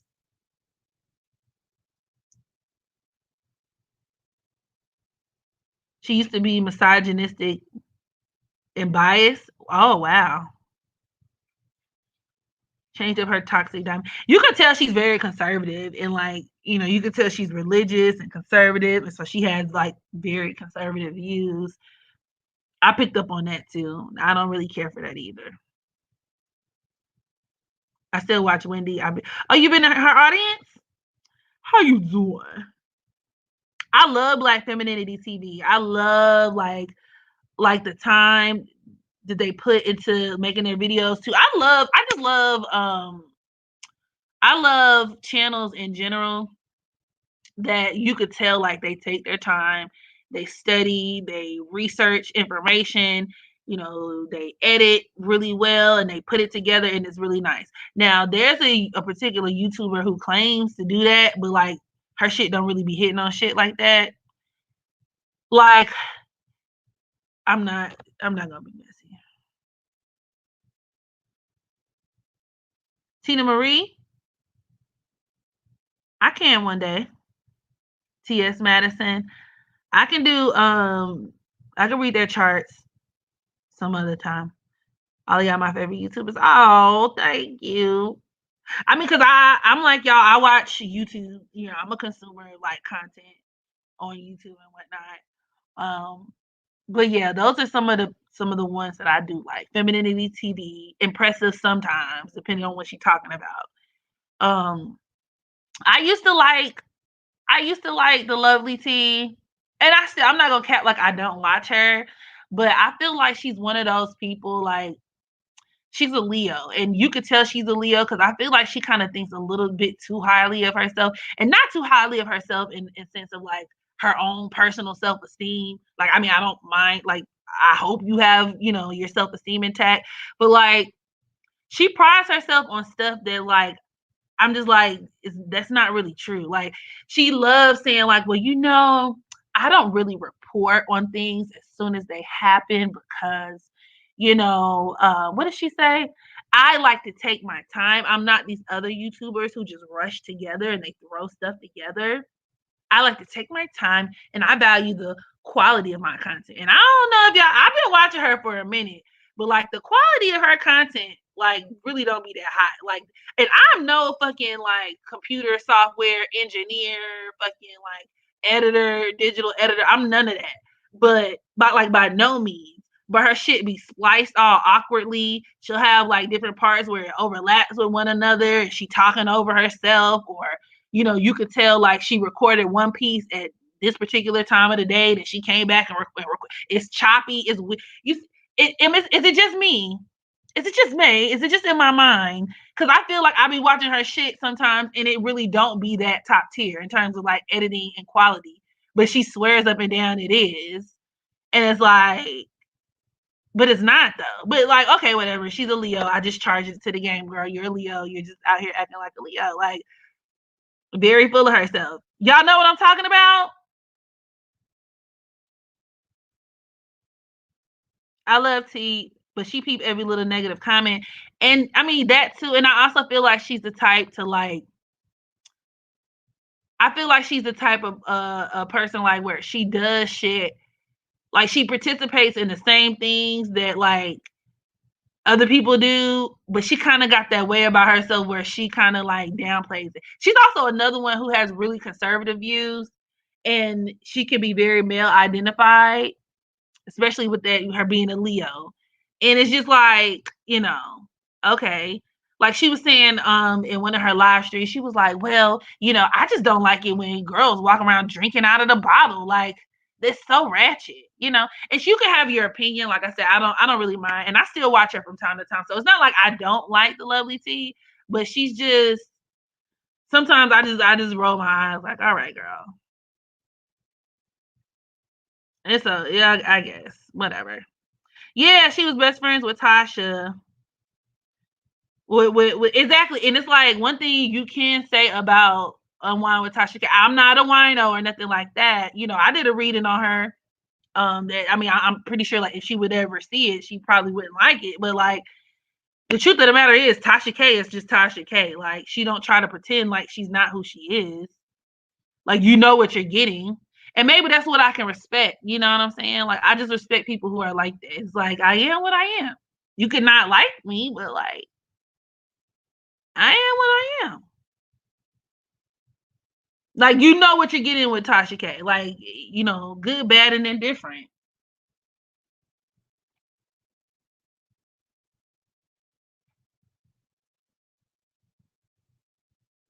Live always going down. Child, I'm finna get blocked. People say she's delusional because she say things we already exactly, but that's also very Leo. It's like to do some shit and say some shit that people already know, but she does that. She likes to present it like it's her own spin. Y'all notice that? Lovely T would be like, well, you know, I'm not like other YouTubers. I did get she may not say exclusive, but she'll be like, well, you know, I did report that the sun was yellow and that the sky is blue. And you'd be like, but bitch, we knew that though. Like, or she'll be like, huh, you know, Negro Damas strikes again, guys. You know, I'm quick to do a flashback. And she'll like predict some shit that's like common sense so she could be right. Or like or like, you know, or like she'll be reporting on a story and she'll be like, well, I pulled up here where I tweeted today. Like, bitch, you're here to do celebrity news, but like she'll pull up her own tweets when she'll be talking about a story. But I'm like, why do you have your tweets pulled up, bitch? We talking about the celebrities, not you. You know, it's just that Leo shit, like where you could tell she kind of be like sniffing her own farts. Like she, you know, she can't help it. She's a Leo. Like that's very Leo. Like she thinks very, that's what I mean, like very, very highly of herself. Not even in a self-esteem kind of way, but like in a way that's like, bitch, what are you doing? That's weird. But like, okay, you know, I guess. Oh yeah, I'm an empath. I'm bitch, if you gotta tell us that you're an empath, bro, you're not an empath. Like okay, I'm glad I'm not alone. Y'all see that too. Like she'll proclaim things about herself, and I just, it triggers me a little bit because I've met people in the past who do that, and I'm not saying Lovely T is a narcissist, and I don't like really. I'm not no doctor, and I feel like y'all be using that word a little bit too loosely. But Leo, dark-sided Leo can be on the narcissistic spectrum. That's all I'm saying. Cause she be doing that shit. She's like, well, y'all know I'm very spiritual. It'd be like nobody at all. Here come Lovely T. I'm an empath. I'm an empath, and I take time. I'm not like these other YouTubers. I take time to put my content together, and I make sure that and people praise me all the time. That's what she does. She'll talk about what like the compliments she's received. People praise me all the time because I have so many people who come to me and say, T, Auntie T, I never knew about XXX Tentacion until you talked about it. I have 2 sons, and and I know everything there is to know about basketball. People tell me all the time they watch me for my basketball updates, and that's the least that I can do. Like her favorite part of all of her live streams be reading back the compliments. It'd be like, let me read these super chats. Thank you, Lovely T. I will give my left nut for you. I sold my child just so that I can have enough money to pay my Wi-Fi bill so that I can watch you every night. Oh, thank you so much. Thank you for tuning in. Like,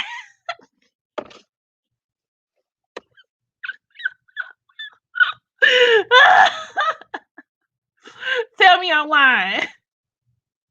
Am I lying? Does she not talk about herself a lot? You be like, oh, okay. Like I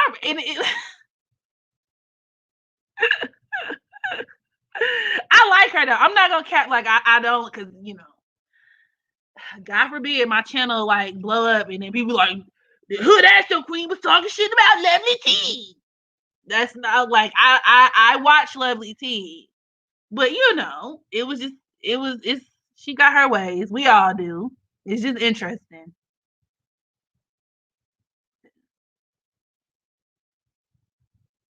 But I rather watch their channels other than the black channels that overexploit black issues in a biased and non-factual way. I know exactly what you're referring to.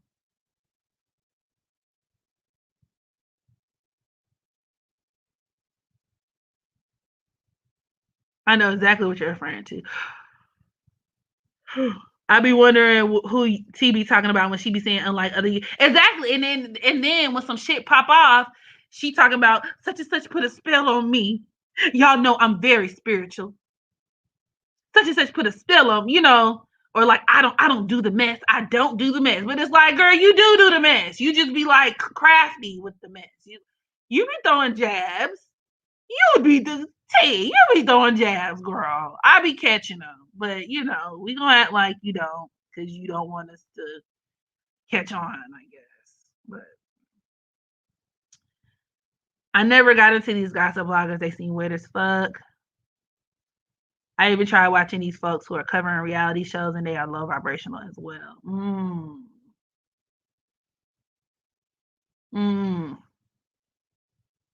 But yeah, it's very Leo, and I don't really do well with Leos, so maybe it's my bias too. Like, I'm very sensitive when I see Leos out here Leoing. I be like,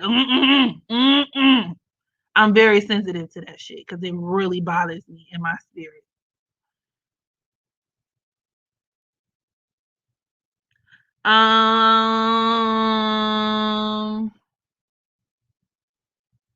Her favorite line is, a lot of celebs follow me and peep into my content. Right? Did she say Joe Budden be watching her shit? And I got a lot of people who told me that. And I'm gonna be fair and balanced, right? Lovely T is a really big platform. Like, she's almost at 1 million views. So I'm not gonna kick it like it's just above, like it's beyond the pale. Like, there's no plausible way that celebrities know who she is. Celebrities be knowing. Like, a lot of celebrities be following channels that are a lot smaller than hers, that are 1/4 of the size of her channel. So I'm gonna let her have that one. You know what I'm saying? I can't necessarily say that that's not true.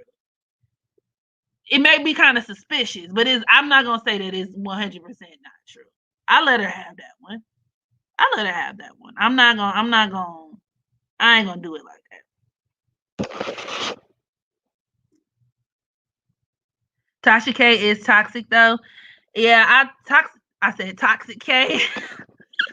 Was that a Freudian slip? Tasha K has issues, clearly. She got issues too. I actually, and here's the thing, I don't really watch Tasha K that often. I actually watch Lovely T more than I watch Tasha K.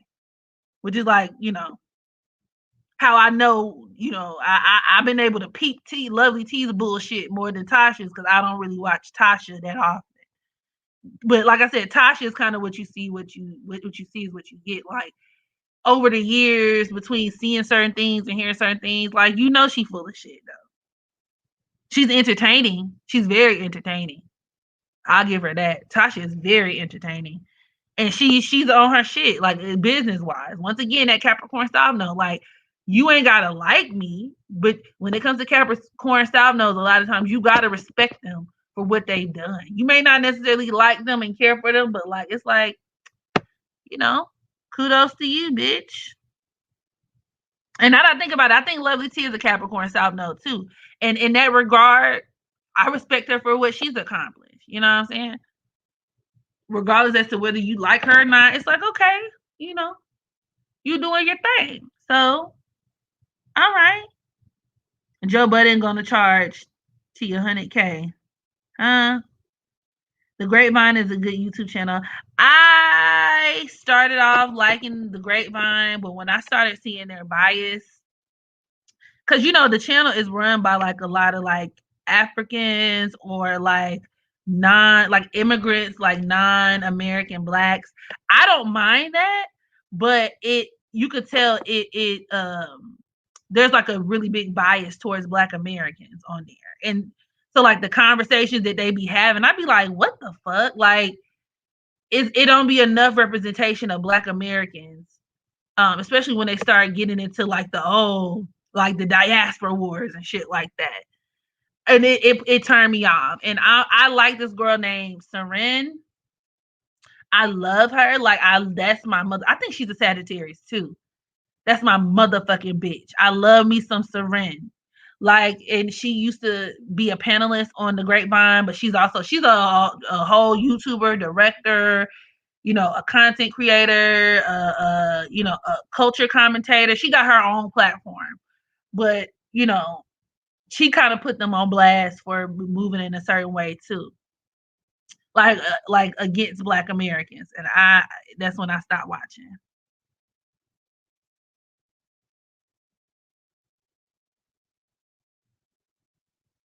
You realize that as well? Yeah. Oh, I already know that. And I used to think when I had a lot of internalized misogyny and insecurities about my skin tone and me not being Black enough. Oh, dang.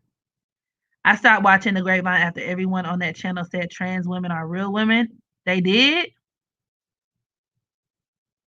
Oh, wow. And you know what? Okay, yeah. Yeah, never mind. I was gonna say because we've talked about this before because I don't have a problem like you know I don't want to sound like the stereotypical person where it's like, oh, I have gay friends, I know such and such. I mean, I really don't give a fuck in all actuality. Literally, live your life how you want to live. People deserve respect. People deserve to be respected for who they are. Everybody deserves human decency, all of that. But certain things, like when we start getting into like those type of conversations, it gets a little touchy because I just feel like people don't like to acknowledge reality. Like I don't like, do I want to go there tonight? Do I really want to go there tonight? We've gone there before, but do I want to go there tonight? I don't think I want to go there tonight. But point being, I get what you're saying.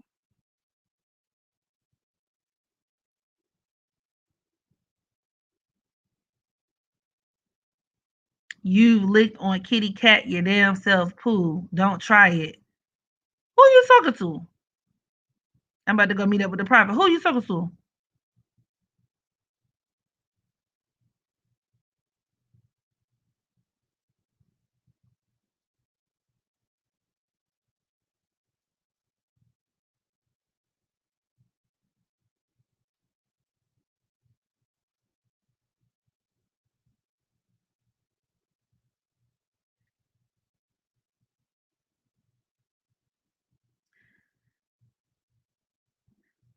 Oh, you talking about Latoya and Drew?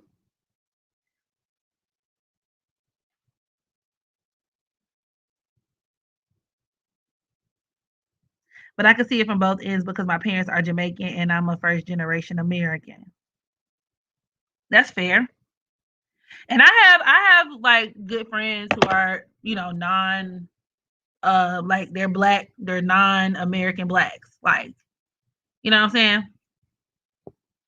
And they have some interesting perspectives, but I just feel like for a lot of them, especially like the continental Africans and stuff like that, their biggest gripe is like whenever you hear those type of like diaspora conversations, the number one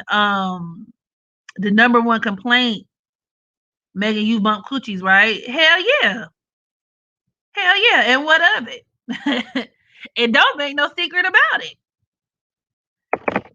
Um, why? You know somebody or something? You know somebody who want to fill out an application? But yeah, it's like when I hear like Africans, like their main complaint is like, well, y'all called me an African booty scratcher in the second grade. It's like, bitch, we called everybody African booty scratchers in the second grade. We called Tyrone from down the street an African booty scratcher. It wasn't because as kids we like obviously kids are weird, kids are mean, kids are cruel. People get picked on about a variety of different things. And I do think there is a very strong anti-black sentiment. Obviously, we live in America. We're black people in America, especially when it comes to black Americans. We have been programmed systemically and every otherwise to hate ourselves and everything that looks like us. So in that regard, of course, you're gonna get, oh, you blacker than a mug, you are African booty scratcher, you are this and that. Not saying it's okay, but like everybody was target, like everybody was a target of like that kind of anti-blackness, or where it's like, well, when I was a kid, they said I was weird because, I was different and my parents were immigrants and because I brought home or I brought to school, different lunches and they would make fun of me and they said I was this and that and the third. Once again, I'm sorry to hear that, but it's like everybody was made fun of for like a variety of reasons.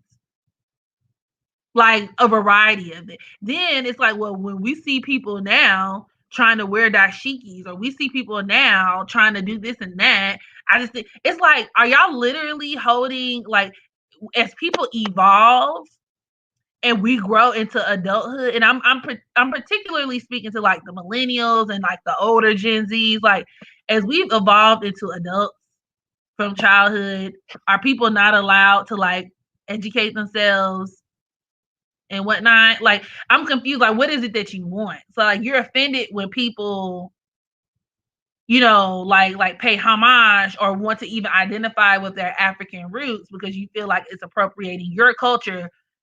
But it's like if we were still sitting around calling out African booty scratchers, it would really be a problem. And it would, rightfully so, it would be a problem. But it's like, what would make you happy? What is the appropriate way to approach this that would make you comfortable?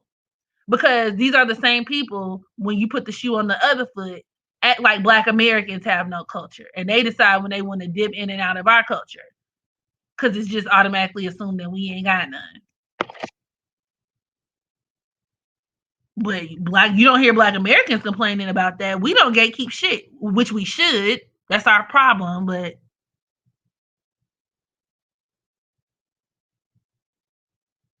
right, everybody was flame. Nah, I'm not gonna hit them with the go back home. I mean, you know what I mean? I guess anybody could go back home, especially if you know your roots and like you already got ties there. But I'm not even finna go there with it. Like, it's not even like no hate or animosity. Like I said, I don't even really. It's not even. I don't know. It's not even that. It's just I just want there to be like an equal kind of reciprocal relationship between all of the diasporas, where everybody is respecting one another and acknowledging one another, and we can all, coexist peacefully, happily. I just don't like the delusion, and I don't like the like disingenuous, whatever you want to call it. Let's keep it a buck, guys. Let's keep it a buck. The problem is anti-blackness, exactly. I had an African nun told me, y'all blacks from America are not the same at all. Not y'all, not the same at all. But you know what? We are different. But like the issue is when you try to place value upon that difference. We are different. We're not the same. But if you're saying that to imply that we're less than you, that's when I got a problem. Saying that we different don't bother me though. Like y'all are not different. We are so different. Like okay, yeah, we are. We actually are very different. But you know, which like I don't mind that. That's not going to happen. Race is enough to unify people. It's just it's not enough to unify people. Yeah. Facts. I think other black cultures are intriguing. I especially love what's Nollywood. What's that?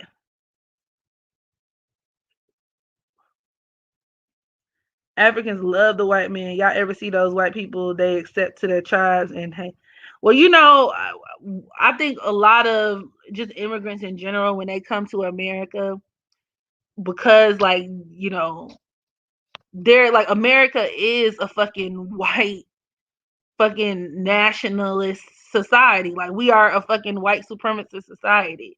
So when you're trying to integrate into that system, you're naturally going to take on and adopt a lot of those views and the mindsets because you want to assimilate.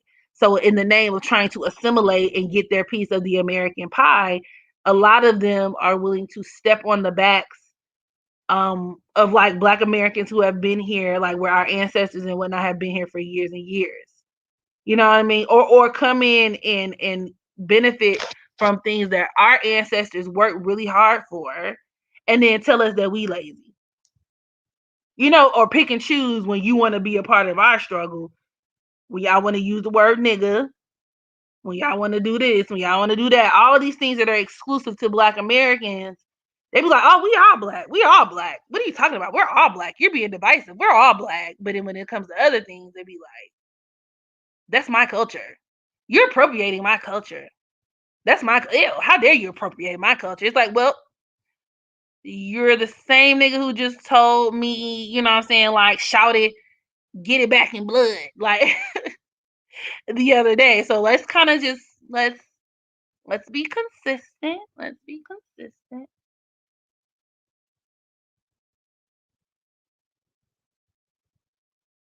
Why are you running? Why are you running? Ah! Ah! Man, them African movies be so funny. Like the special effects or lack thereof when they be like shooting the motherfuckers and then no, that'd be so funny. The Nigerian films, I do. I'm not even gonna hold you.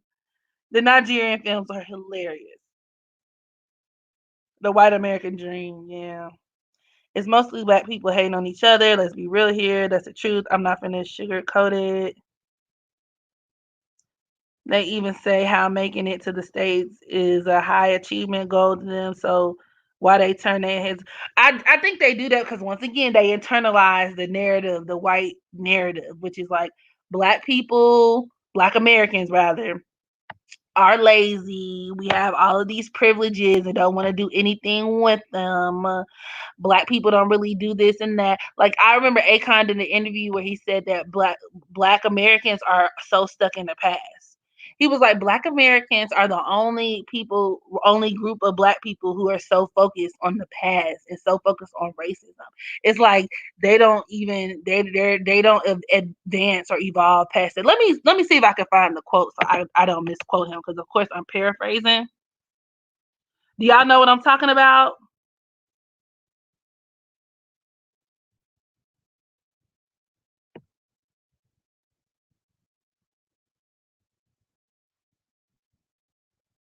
You see the double standard? You fell asleep and you bad. Hold on, let me see if I can find it.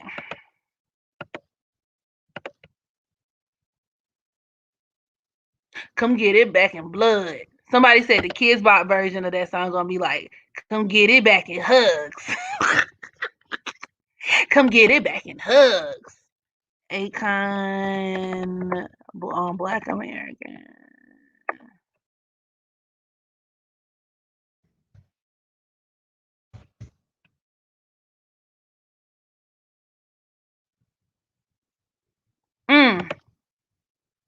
Hold on. I'm looking for the quote. It's taking me to a YouTube. I don't feel like watching it. Oh, unless y'all want to watch it. No, I'm not gonna watch it because it's on Vlad TV and Vlad gonna flag my shit. And I don't. That's another one. That motherfucking colonizer. We ain't even gonna get on that one. Oh, motherfucking Vladimir ass motherfucker. You not even part of the culture, but you don't even get me started. I can't stand Vlad TV.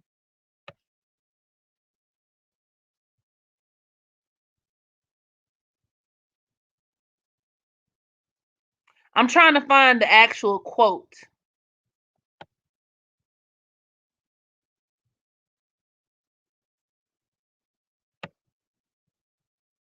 So it's Akon said that black people in the US continue to blame history for their predicament, but aren't taking control of their destinies, which blah blah blah. I don't even know what the rest, but that sentiment in and of itself. Now, to a certain degree, do I feel like black people could internalize that victim mentality? Yes, I do. But the problem that I have, and maybe this is a situation of where it's like it's the messenger for me that really rubs me the wrong way, because as a continental African, you have not been, you look from a historical standpoint, you do not share the same type of oppression in terms of systemic that Black Americans have. You know what I'm saying? That's what I'm talking about when I said they internalize a lot of that whitewashed perception of the world, where it's like, well, slavery happened, Jim Crow happened, and Martin Luther King had a dream, and then all of a sudden niggers are still thinking about and talking about slavery. And it's like, nah, not really. Like, because you skip all like all of like the Ronald Reagan era. You skip all of the era where the legislators put all kinds of laws on the books that systemically or strategically targeted black communities, and you know what I'm saying, gerrymandering, and I mean all kinds of shit. Like, you really are just going to forego that shit. Like, banks and stuff like that, denying black people for certain things, or, you know, uh, uh, them having, what do you call it, like red line, red zone in neighborhoods, and people not getting mortgages. And you really going to sit up here and like overlook all of that just to say that black people, like, the only reason black people talk about racism or talk about this and that is because we just stuck in the past and we don't have, like, nah, nigga. And there is a hierarchy, because black immigrants are actually acknowledged, and from a statistic standpoint, they get approved for loans, they get certain advantages because they're not like the issue really falls down to, like, people don't like black Americans. Let's keep it a buck. It's a hierarchy system.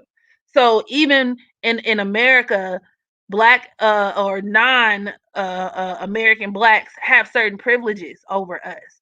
So to take advantage of those privileges and to look back at a group of people who really, birthed the nation that you getting these benefits from, and are still systemically oppressed in many ways, and say that is very insensitive, and it just shows me you don't know what the fuck you're talking about, and maybe you need to shut your ass up.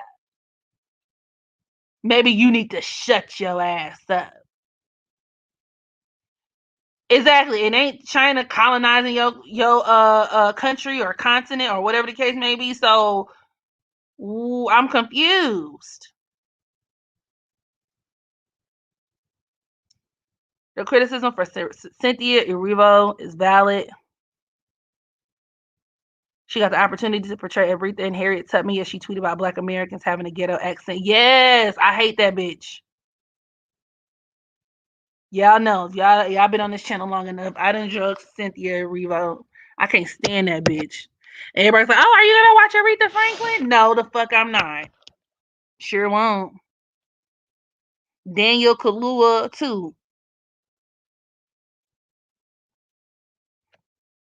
Because he's another one who did like a interview a year before the Fred Hampton. So this was like last year.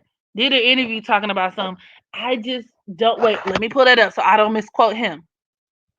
Let me pull it up. I'm pull it up. Daniel. Actor Daniel Kaluuya says he's tired of being asked about race. Okay, hold on. Let me enlarge this article and expound. Let's see. Let's see. hmm Come on, my computer's slow.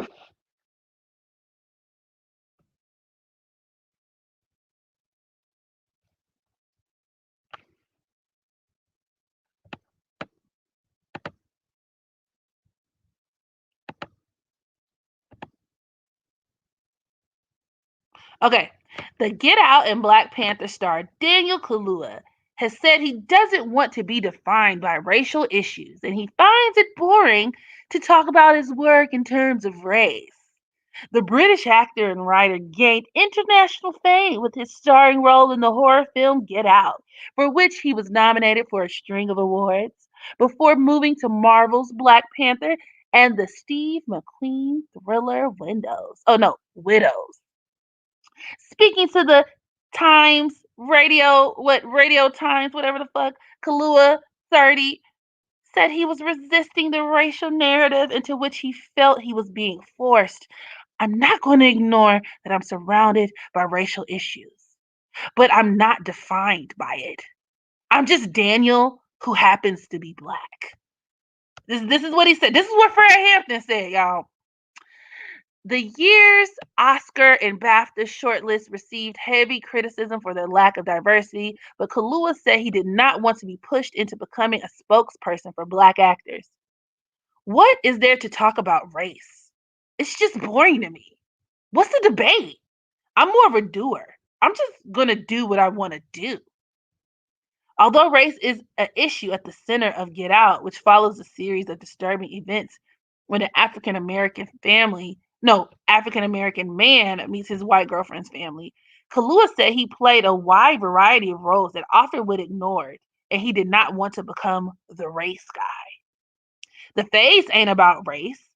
Psychoville ain't about race. Skins ain't about race. Chat Room ain't about race. Johnny English Reborn ain't about race.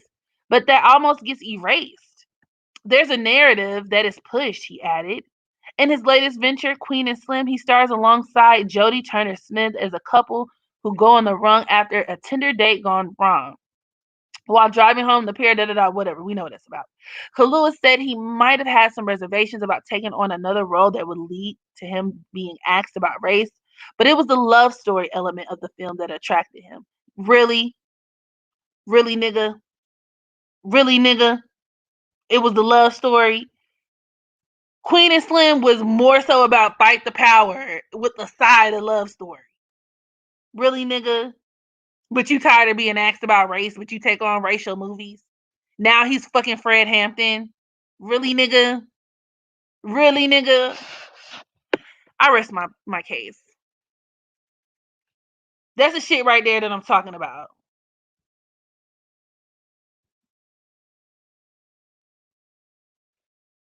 You kind of feel him on that. You feel him on talking to, like, you can have that opinion. Why continue to take literally like all of your role or a lot of your roles, a lot overwhelming, like a lot of your roles, your movie roles are specifically about Black Americans.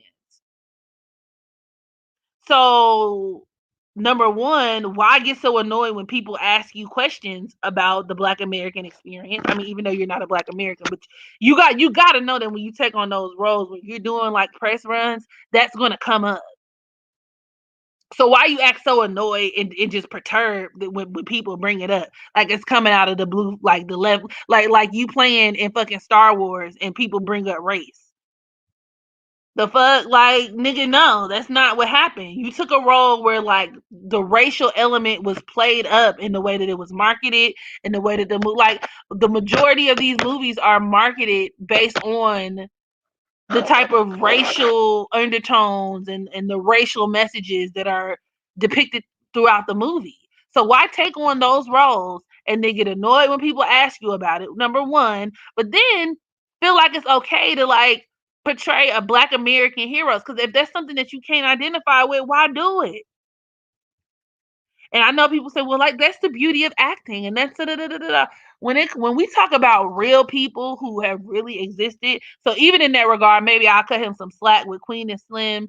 and get out, because it's like, okay, you know, these are not like, it's a fiction. It's a fictional movie. Like, it's not, these are not real people in real circumstances. But when this nigga made up his mind to take on Fred Hampton, a real person, a Black American icon, a Black American hero, I was disgusted. That's not right.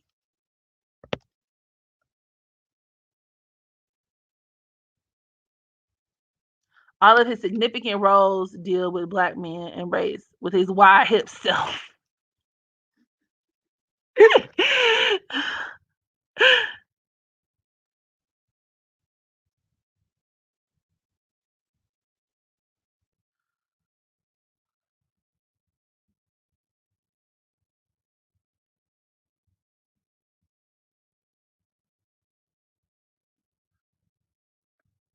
So yeah, I do agree. Not every celebrity, minority celebrity, is going to be up to talk about that. But why put yourself in a position to do that?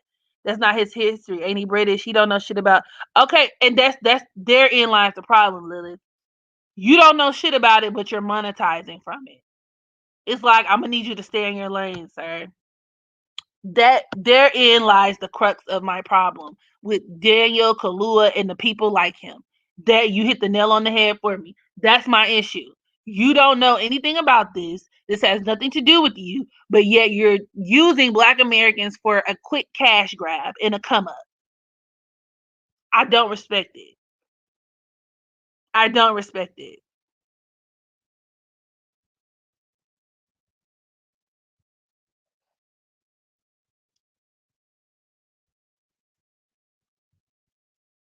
When there are plenty of talented Black American actors.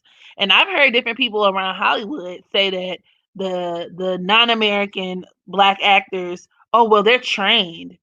They're trained, you know, they're trained and this and that. And it's like, Black Americans are trained. What the fuck are you talking about? There are a lot of trained, well-trained Black American actors.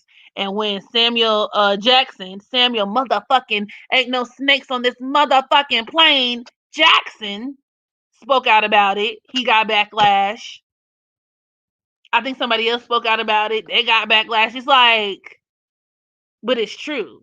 So why are people trying so hard to suppress Black Americans and rob them of certain opportunities? I don't like that. Yeah, and he knows exactly how white directors is. That's exactly him. Cynthia Erivo, all the motherfuckers. They know what they doing when they be walking up. Like, they know what they doing, and that's why I don't like them. Yeah, Seren is a goat. That's my motherfucking dog right there.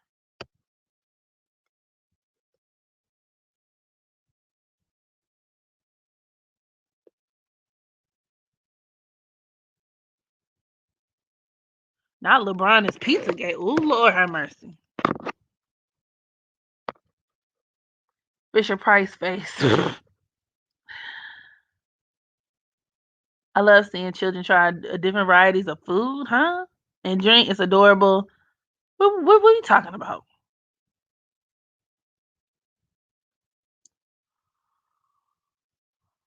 Kuniana. It's giving me very much Kuniana. Bust down, Kuniana. Bust down. Right. Nice gowns. Beautiful gowns. Beautiful gowns. And that's another thing, too. Didn't Narita tell y'all who the fuck she wanted to play her? And y'all waited till that lady died and did like the opposite. And did the opposite of what she wanted.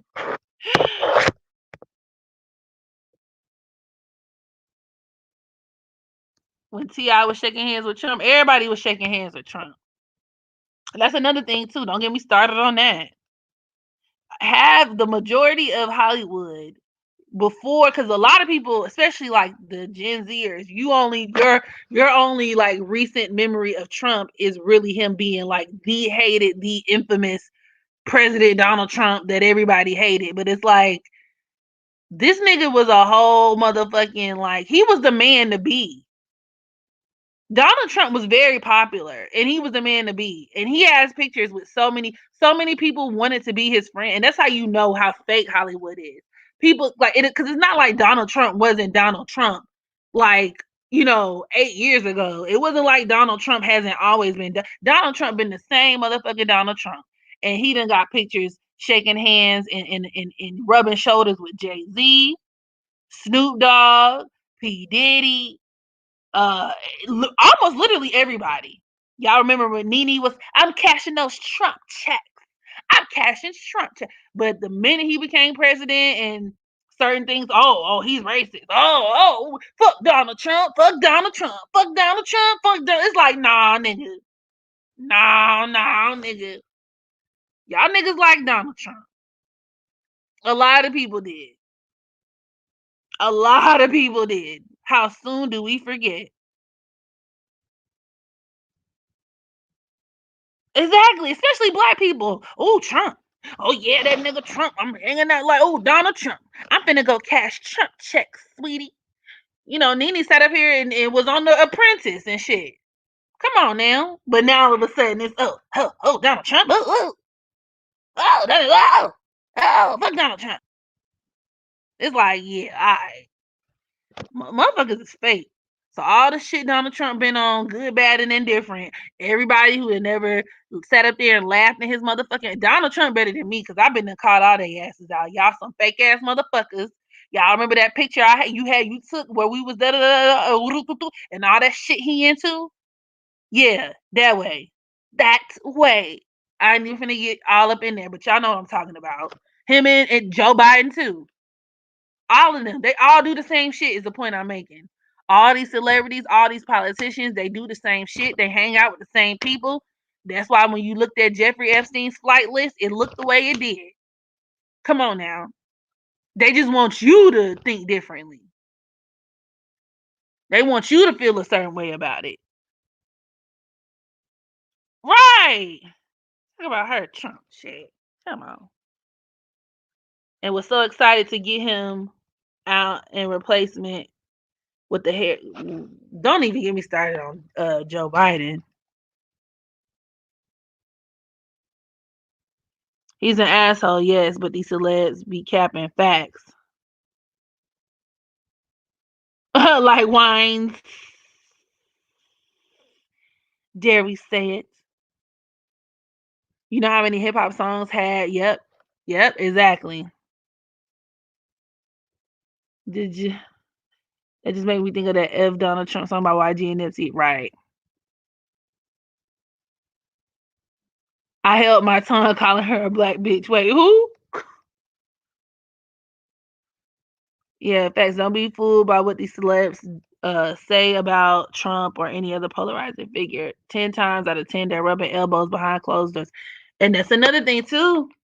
Because, people place so much, once again, emphasis on celebrities and whatnot. And it just be like, you look to celebrities for all this validation. And when they don't say what you want them to say, people get mad and want to start canceling shit. But it's like,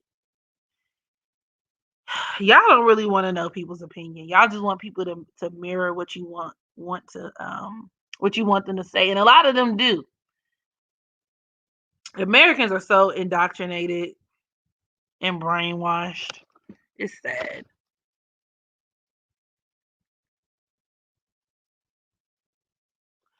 A lot of under the table shit going on.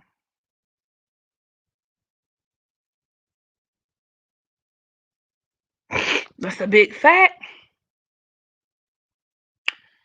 Big fights. Sad and funny Nene trying to one up on Sheree saying she got Trump checks and she's a rich bitch. Man, that episode was so funny. So hilarious.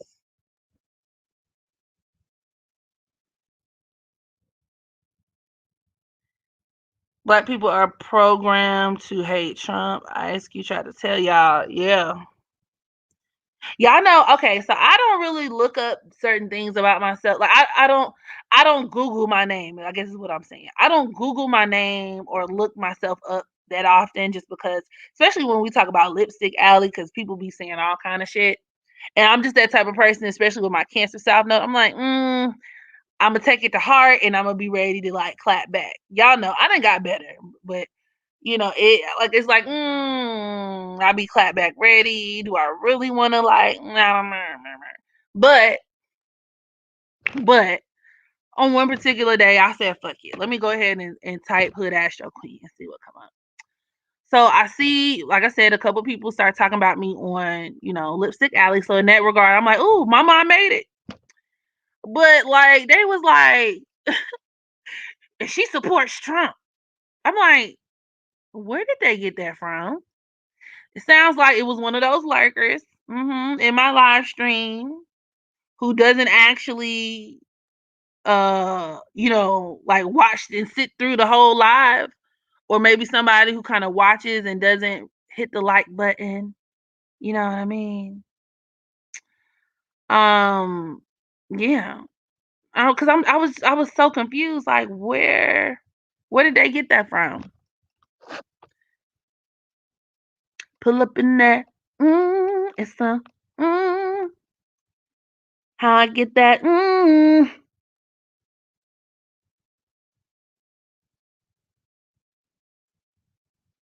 lipstick be full with bitter. Yeah. I mentioned your Lori Harvey natal chart residing on there, and it got a good response. It was behind the astrology for Lori and her appeal. I thought you broke it down. Thank you. But some of them folks, I was like, huh? Somebody said my voice was raspy. Now that was funny though, because my voice is raspy. They was like, Hood Astro Queen. Well, she lives up to her name because her voice was raspy, and I couldn't sit through a video because of how she talked. That shit was funny. But like, nah, it was the she support Trump for me. I was like, y'all are fucking idiots. Like, and I will say, if this is like a little taste, and I'm not saying at all that I'm nobody's celebrity. I don't want to be, don't care to be. But if this is just a little iota of what celebrities go through, that I empathize with, because it's like people literally would take one thing and then it's like the telephone game. Like, I heard she support Trump. I heard she's a white supremacist, but she black though. I heard, they say on her channel, she said all hail the white god, power to the white. All right. All right.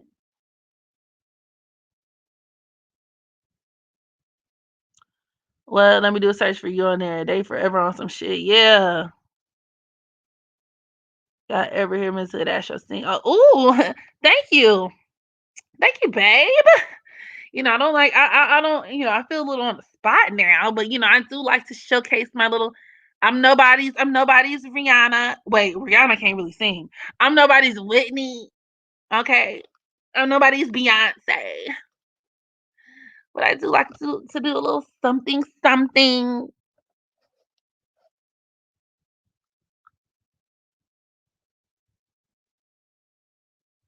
Their favorite rappers supported and idolized Trump before.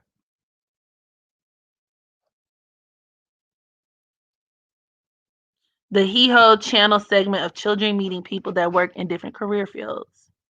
The mortician episode was really fascinating. I'm gonna have to check that out.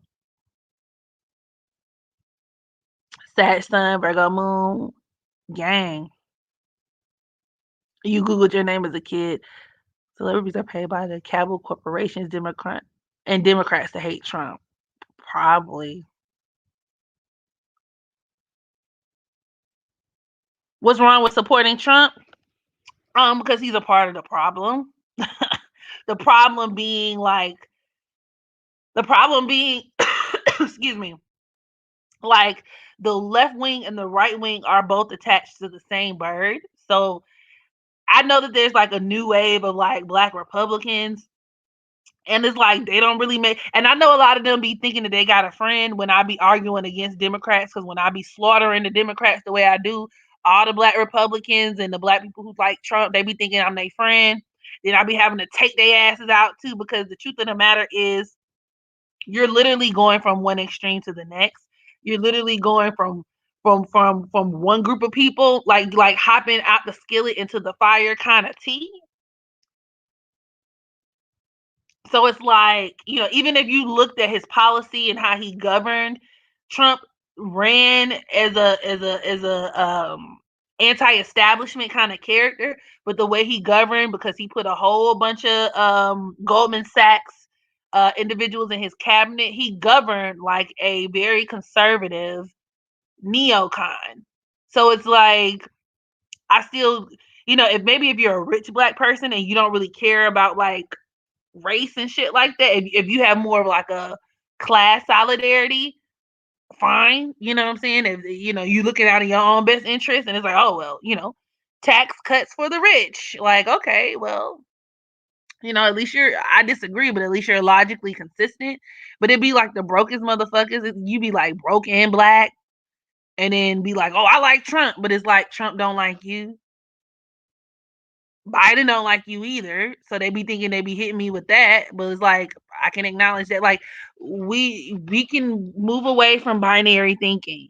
Okay, it doesn't have to be A or B. It doesn't have to be black and white. We gotta get rid of the two-party duopoly. It's okay. You can say both are trash. You can say both are trash. Trump got Wayne and Kodak pardons. Would a racist do that? Yeah. They're celebrities. Like, if I was a racist and I wanted people to not think I was a racist, I would find two of the most popular niggas on the face of the planet and I would do something kind for them. That's just me. If I were a racist white person, that actually would be my exact strategy. Because it would be niggas saying that same thing, like, well, if they was racist, would they like? I like it. That was kind of obvious to me.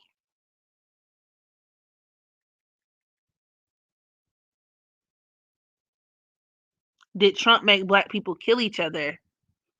I'm not understanding what you're getting at though. Like, I don't think anybody ever blamed Trump for black people killing each other. So what does one comment have to do with the next? What is like acknowledging him for his racist past, and I mean his racist actions and remarks, or even if you remove race from it. Like I said, if race did not exist, he was a horrible president. Like, the way he governed like a conservative neocrat. Like, so with that being said, or like a neocon. So with that being said, like, I'm still not understanding what is this argument in favor of Trump? Like, what defense are we speaking here? Because I don't ever hear anybody. I don't think I ever heard nobody say like, oh, Trump is the reason black people are killing each other. Like, I don't think anybody ever said that. I think we can walk and chew gum and pat our heads at the same time. Obama put homosexuals and Latinos in office. That's a bad thing. You're losing me, C. Harris. You started off on the road. Now, like, you thought you had a friend. I thought I had a friend, and now here's where we part ways, sir. Do we need Trump to stop? You don't have to hide his messages. I mean, he could. I actually like having these conversations with people who believe. Like, I don't want to literally just only converse with people who believe in the same things I believe. So I'm genuinely wanting to, like, I genuinely want the answers to the questions I'm asking, because I genuinely don't understand your point. They pay for those parties. I remember you asking if I taught, and I forgot. Like, I meant to answer the question, but I got sidetracked. You asked if you asked if I teach courses, astrology courses. I don't teach astrology courses as of yet, but I will very soon. Do we need Trump to build our own businesses back? How is Trump so damaging to black people then? Name a good. There is no good president. Fuck America. Fuck the system is trash. But to answer your question, do we need Trump to build our own businesses back? How is Trump so damaging to black people then?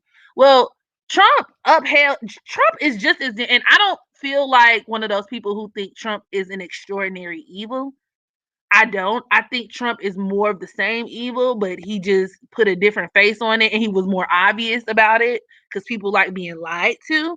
But Trump, and the way in which he was damaging to black people is the way in which almost every president has been damaging to black people, upholding systemic racism, promoting trickle down economics, engaging in economic and class warfare. Um, shall I go on? Beefing up the militarization of police. Like there are many ways in which his actions, which very similar to a lot of other presidents, Barack Obama included, have damaged black people. It's just that he's reckless in how he speaks. And I'm not as bothered by him talking shit or tweeting as other people are, because I think there's a lot of you know curl pearl clutching that people do that don't really make sense to me, because it's like I actually like my race is racist. I want you to be loud and racist, so I know to stay the fuck away from your ass, and you better stay the fuck away from me.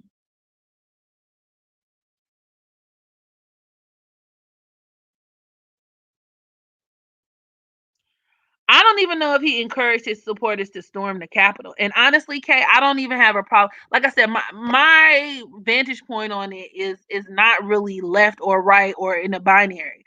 Like I don't even really have a problem. I don't care about them folks storming the Capitol. Honestly, I think if black people really were, if you was really about that life, niggas would like be taking notes and we would follow suit. Cause marching up and down the streets not gonna work. So just as strongly as the white folks felt about whether it's valid or not, because obviously it's ridiculous, but whether or not they were valid in their beliefs, them white folks, them Mountain Dew drinking barefoot snaggletooth motherfuckers felt strongly enough about what they were doing to put their lives on the line and really shake some shit up and make some motherfuckers scared.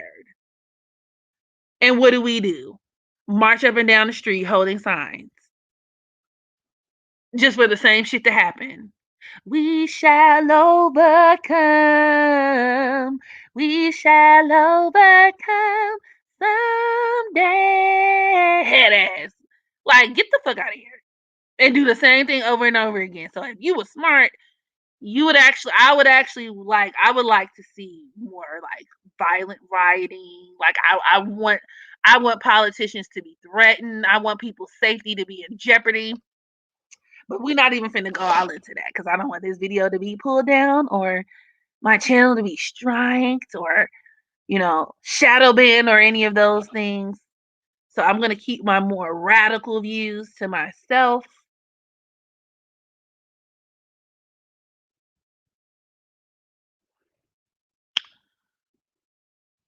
Same LMAO. Like, let me know.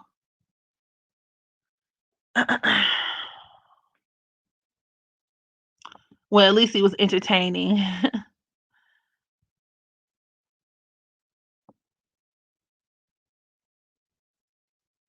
They love Mountain Dew.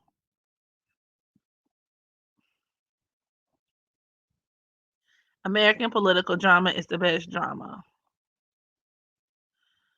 So, what chart y'all want me to pull up? Y'all talking about food. This is such a tourist season thing to do. In 2015, police brutality was at its highest in killing African Americans, and the president that chose to not reform the police that year was Obama. Sky Jackson. Who the fuck is Elon Musk? SZA. Oh, I want to pull up SZA's chart. Y'all know they said SZA is a liar.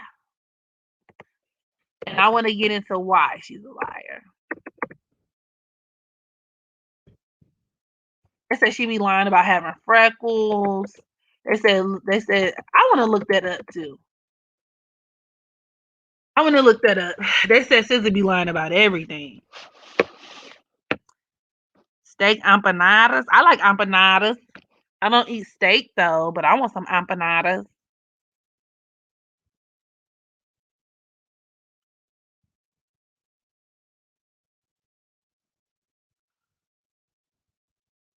She's a Pisces moon. It's easy to lie.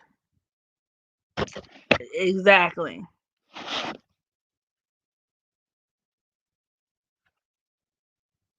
Billionaire dude Azalea Banks talks shit about. She could have gotten chose too. Oh, that's who Elon Musk is. Okay, hold on. Let me pull up SZA. I also want to pull up something where they're talking about her being a liar, and maybe we can watch that and then do her chart. Because they said, because I came across a thread on Twitter where it was like such and such instances of SZA lying, and it was like a whole thread, y'all, like of SZA just like lying for no reason. Naomi Campbell, why she be beating people asses, we can look that up too. So SZA lying. Let's see. They say that girl be lying about everything. I don't know who the hip hop millennial is, but I hope they don't flag my channel.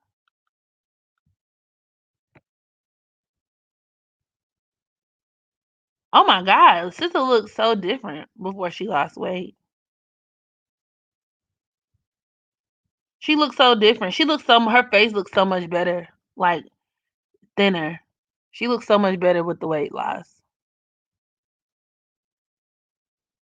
Today in my mind, need to take a stand out and a man out. I don't know the words of the song. Heavy in my mind, let you get the heck out. Need some rest now. She said she didn't own a TV, but then people literally found a picture of her in front of a TV. And I don't know if it was at her house, but it's like, okay, so I'm gonna just do her chart first. So SZA was born on November 8th, 1989 at 12:17 p.m. in St. Louis, Michigan. There's a St. Louis, Michigan? Or because I'm on Astro charts at this point. Because I don't feel like entering her information into my software, but like I didn't know there was a St. Louis, Michigan. I know there's a St. Louis, Missouri. Maybe that's what they meant. But it has her sun at the 16th degree of Scorpio. It's the Pisces moon for me. I'm not even going to hold you there. Somebody mentioned it in the comment section. Her being a Pisces moon, she's a Capricorn ascendant, which makes sense. That's why her skin was so fucked up. Her moon is in the second house. Let me see how it's aspected. She has her moon.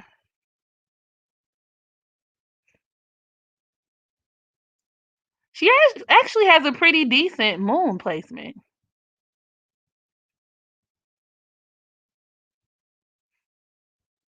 Moon trining her Jupiter at the 10th degree of Cancer. That's why she's so spiritual too. She could do she could be into like ancestor work and shit like that. But even just Pisces, her having that Scorpio sun and Pisces moon could also make her like really, like into the occult, and she'd be doing all that magic and new age shit. She got moon trining Pluto and Mercury, which is also pretty good. Her Mercury at the 15th degree of Scorpio, Pluto at the 15th degree of Scorpio. So that's also, you could even look at that as her singing career too, with her Pisces moon in the second house. Like that's how she makes her money, like in the entertainment industry. You know what I'm saying? Where she could be like very influential. Or where she could do a lot of collaborations and where she draws inspiration from other people and stuff like that. So that's cool. I don't even her moon ain't really in that bad of a shape. Hold on, let me look at her minor aspects because I'm trying to see why she be lying like that. Oh, hold on, y'all. Give me a second. My baby just woke up. Hold on.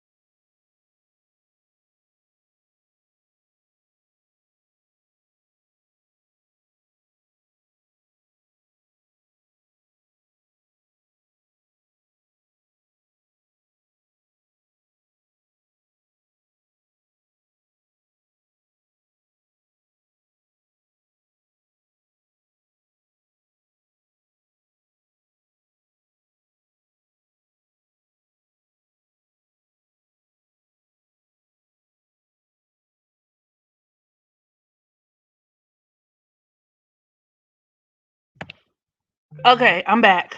I'm back. I'm back.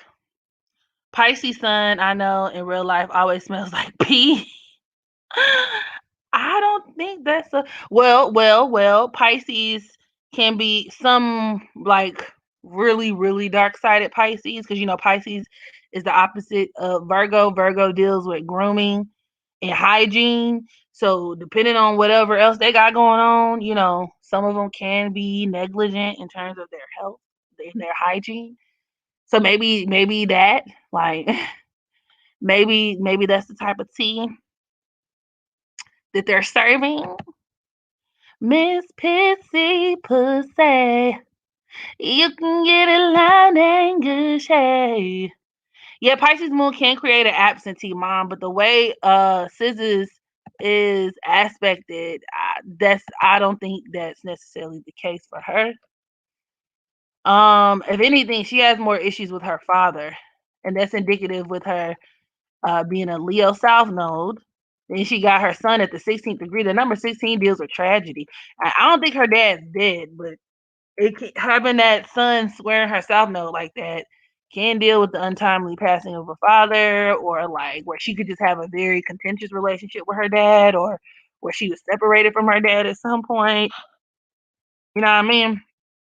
If anything, I would say she got more daddy issues to overcome. Then she got Sun conjunct Pluto, and that can create, you know, issues with the father and whatnot.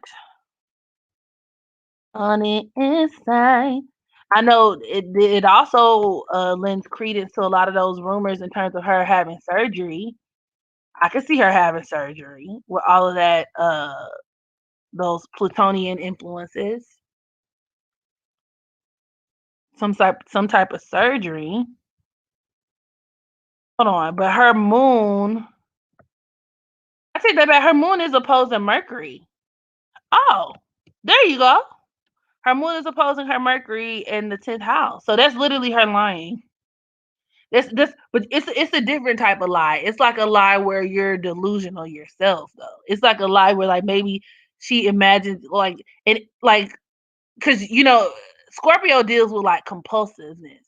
So like where she's a compulsive liar, even where she may not even intentionally have as much control over it. Now, if it was like her moon squaring Mercury, it would be one of those things where it's like maybe she knows exactly what she's doing and when she's lying, and she has more control over it. That opposition, especially in the 10th house, is like you know her in her mind, like maybe she believes these things she's saying. Maybe she believes the things she said, or it's literally like a compulsion. Like when she opens her mouth, she's like, "Oh," lying about shit that don't even matter. Her and her dad didn't get along, and he didn't support her at first. He was also super religious. Let's see if we can see the religion in there. Good day, sunny outside, sunny and night, and I'm ba ba ba ba. Um,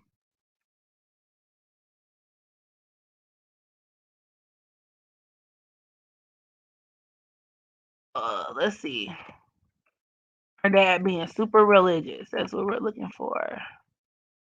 Daddy being super religious. But her moon is trying in Jupiter. I mean, that could deal with her mom being a religious or oh, there you go. Her son's trying in Jupiter too. So that makes sense. Her sun and moon are trying in Jupiter. So there you go. That's her having a religious dad. But it's conjoined to her Chiron and opposing her Neptune and Saturn and Venus. So yeah, I could see her being on the outs, like being the black sheep of her family of sorts in certain ways. Then she got her South Node in the 7th house. So like her love life is kind of fucked. She might have better luck with women than she does with men.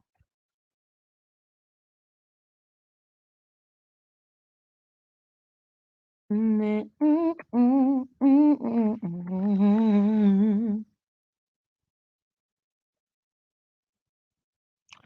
she got Venus conjoined to Saturn.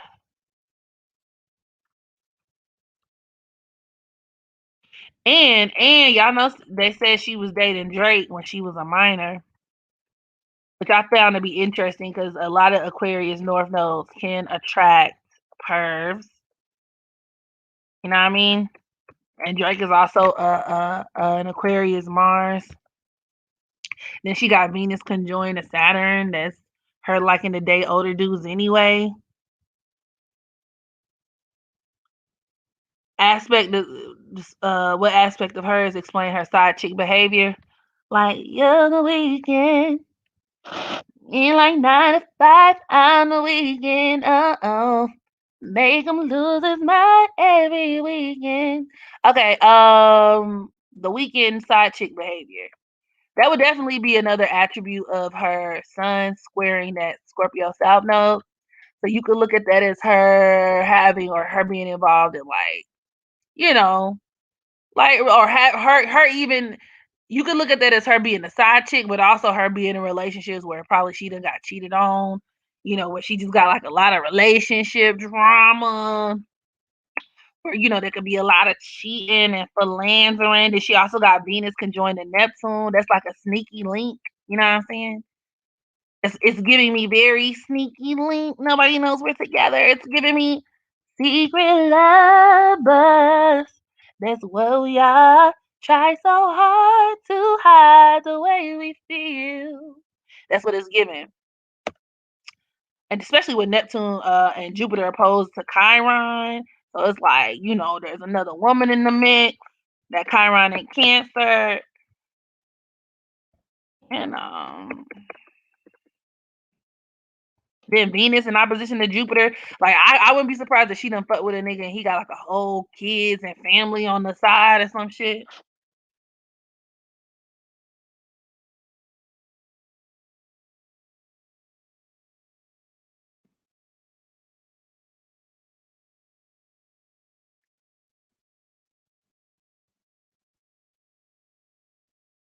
She lies about her age. She said she has been the main and the side chick. Well, I can see it.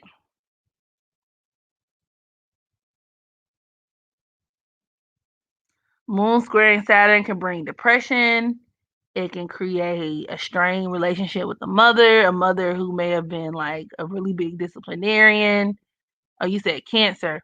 Or like a mom who may not be like as nurturing, like she may not even be like a nurturing figure at all. A lot of these people struggle because they didn't receive the love that they really should have from their mothers. People who, had to mature really early, people who could have a difficult time identifying with women.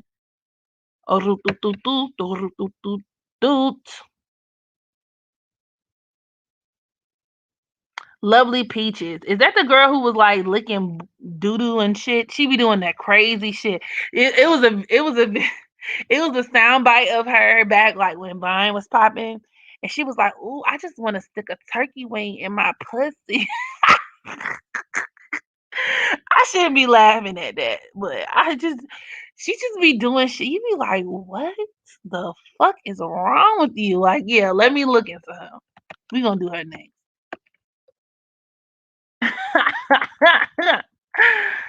And like I would see videos of her, like pictures of her. She would literally have shit on the toilet paper and be licking it. What? She said she was gonna have a kid, or she said she was gonna sell her kid. I didn't know that child was hers. I didn't know that child was hers. Lovely Peaches birthday. You like 9 to 5. She's born January 4th. Oh, that number 4, that 4 can make you really weird. That number 4 can make you really weird, really perverted, twisted. She was born in 2001. Oh my God, she's a baby. Where where is she from? Y'all know where she from? But that's also very Capricorn too, though. Like doing weird, twisted, sadistic shit, like humiliating yourself. getting off on humiliating yourself or doing shit where you be like, what the fuck? That can be very dark sided Capricorn, actually.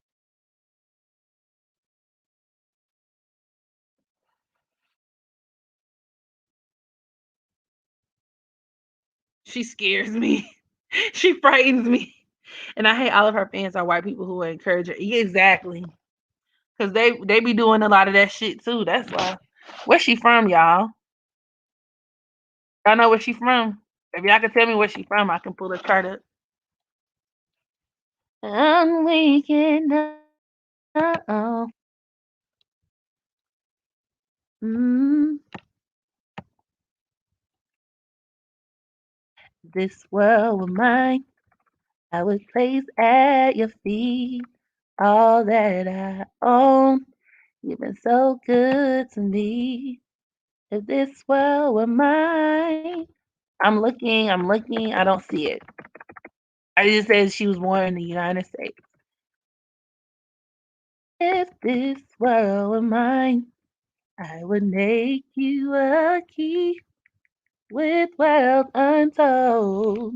I don't see her aside from her hair. Lovely Peaches often talks about her hygiene and what the fuck? She do not be talking about her hygiene. I don't know where her what you call it is. She's from New Orleans. We gonna go with that. Hold on. You can have anything. This world were new. January 4th, 2001. We gonna go with New Orleans, even though I ain't know she had she didn't even have no New Orleans accent. You know, yeah, what they yeah. So, you know, okay, her son's at the 14th degree of Capricorn, conjoined to Mercury. Let's see. I'm trying to see what explains some of that sadistic, weird ass behavior. I mean, the four energy, the her being a Capricorn definitely doesn't help. That can have a lot to do with that actually. Um oh wow. She actually has her Capricorn sun. Her sun is conjoined, her sun and Mercury are conjoined to her South node and opposing her. So that could even create like mental health problems too though. But I'm sure you guys already knew that. That bitch is crazy. But I'm actually kind of not satisfied with that. I want something. I don't know. I feel like there has to be something else that it really explains. Like girl, you're eating shit.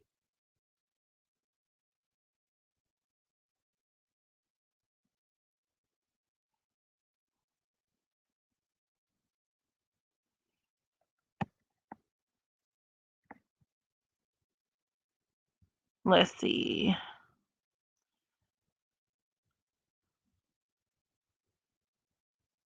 Mm, she has her Venus parallel Pluto. Her Venus is at the first degree of Pisces parallel Pluto.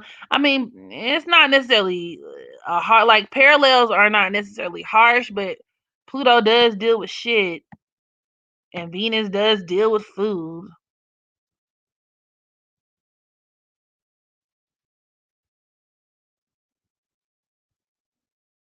But her Pluto's also forming a quincunx to her north node. I'm wondering if that could deal with her eating.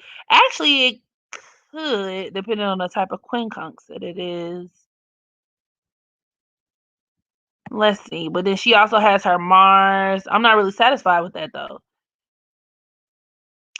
She has her Mars opposing her moon. There you go. She got her Scorpio Mars at the 7th degree opposing her Taurus moon. That's her eating shit all day. That's her eating her own feces. Taurus is the sign of food opposing Scorpio. That Scorpio Mars, which can deal with literal human excrements. That's what I was looking for. How the fuck is she eating shit? She needs to be not in a penitentiary.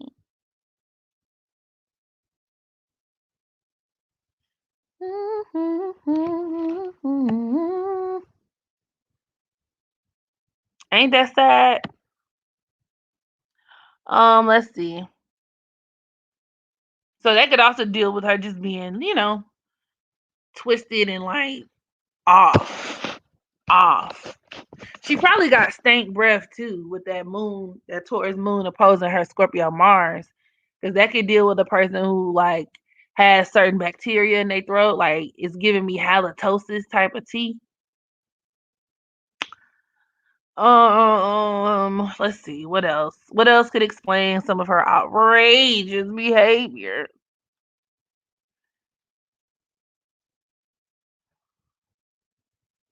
Then she got her Mars squaring Neptune. That's just where she just like honestly, it's giving me like because her Neptune's at the 5th degree of Aquarius.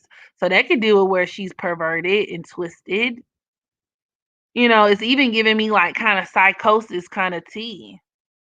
Or like where she like I don't know. She just where she could like kind of just like disassociate and do all kind of weird shit.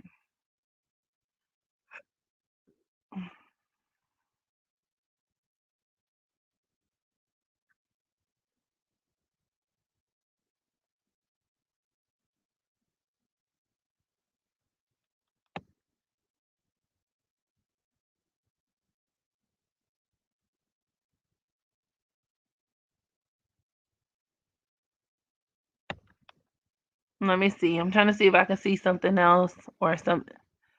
Well, she has her moon forming a sesqui square to her Chiron at the 22nd degree of Sagittarius. That can kind of make her off, throwed off, where she just like outrageous and has a difficult time like controlling herself.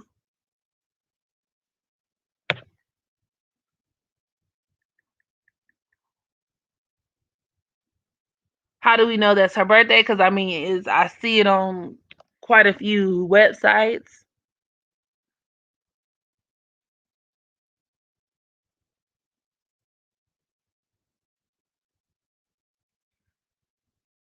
She done rode a couple of short buses. Hell yeah.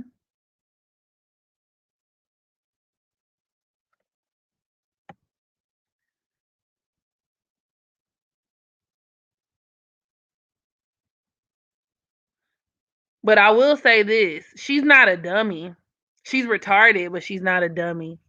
Especially with that Sun in it, conjoined to Mercury in her Capricorn South Node. Once again, like she's very intentional about what she does in terms of like wanting exposure. Then she got her Sun trining her Moon. She bought her money. She likes making money.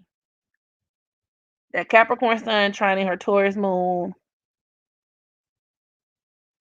But with her moon squaring Uranus, she might not know how to keep it though. Shit, she might have been homeless a couple times with that moon square Neptune.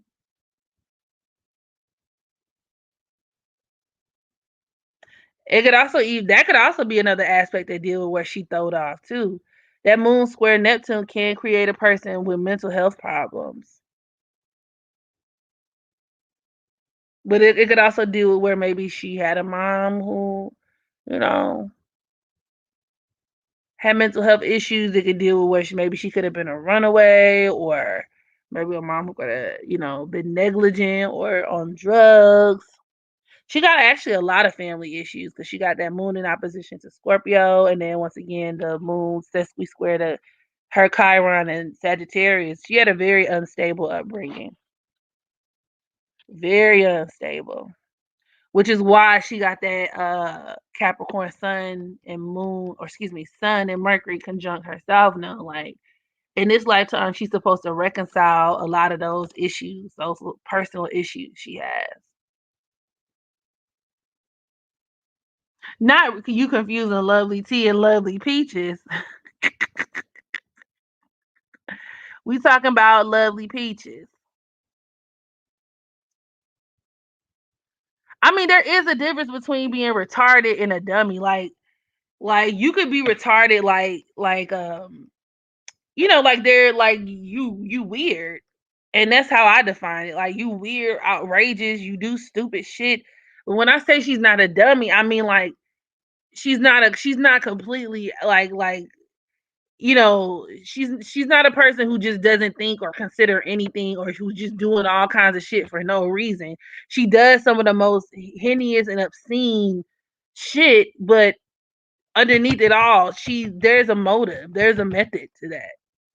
Is what I'm saying. Is the point that I'm making here.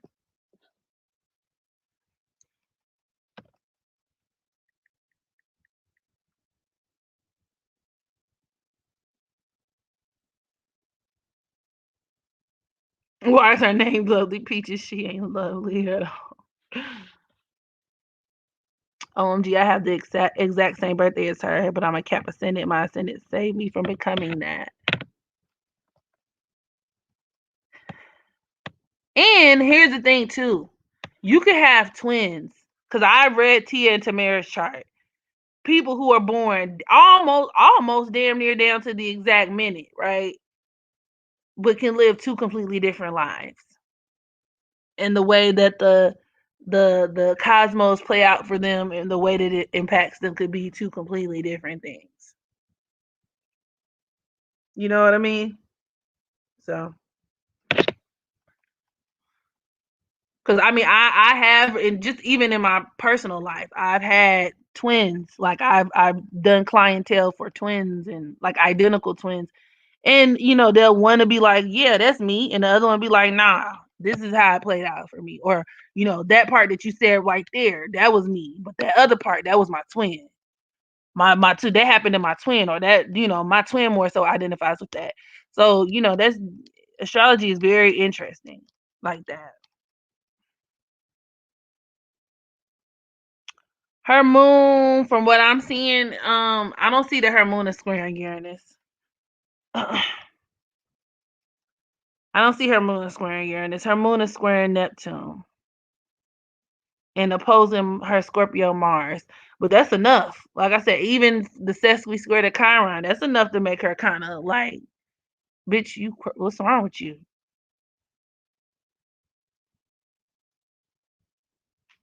Trying to see. I be on my empty mind shit. Yeah, that's about it. I'm getting bored now.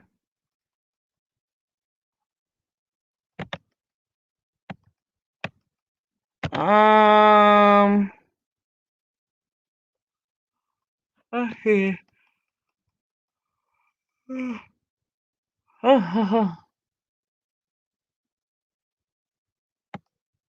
So who's next? But I will say though, with her sun conjunct that her south node, that Capricorn south node, she's probably a horrible mom if she does have a kid. That can deal with her exploiting her kid.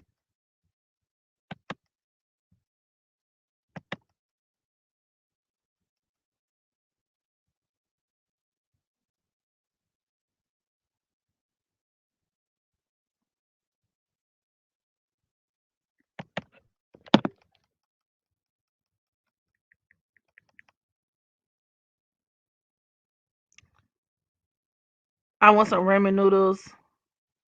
What you want to know about Lil Durk? Oh, you've been saying Sky Jackson. Okay. Somebody said Summer Walker. I got a couple of readings on her Soul Snatcher.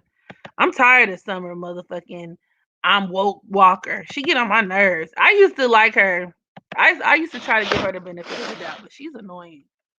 She act like she's so she gives me like, I watched a couple of YouTube like conspiratorial YouTube videos. Now I'm enlightened, and like she knows something, like she just comes off as so self-righteous, like she knows some shit everybody else don't know. Like, girl, go to hell. She's like the stereotype that everybody has of like a woke person. She should be like, nobody really understands the concept of broadening your mind and releasing trauma bonds. It is like, but you just had a baby with London on the track, though.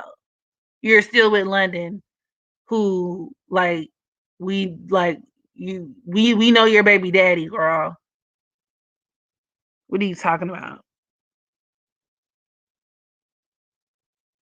Yeah, some are retarded too. Oh, look at little Sky Jackson. So a lot of Sky Jackson gets a lot of backlash and a lot of hate because people think that she's being like very like she's a mean girl, but she's a sneaky mean girl. And right away, she got a lot of mean girl shit going on in her chart. The fact that she was born on the 8th, you know, that number 8, people with number 8 energy can be mean. They can be very mean spirited. They can be dicks. They can be cruel. I mean, you could also look at that as her like being about her business, her attaining a lot, achieving a lot, especially in her career, especially for her to be so young. But you know, on the flip side, it could deal with her being a bitch, like a little bitch. Then she got her son at the 18th degree. People with that of Aries, people with that 18 energy can be dickheads. They can be really mean people. They can be very either aggressive or defensive people. But I think what has people fooled or sane is the fact that she is also a Pisces moon. She has her moon at the 3rd degree of Pisces. But her moon, you know, that's like, oh, I'm Zamir. I would like to know her ascendant. I wonder what time she was born. I wonder what time she was born. She also has her moon squaring her Mars at the 26th degree of Taurus. That could also kind of make her kind of like passive.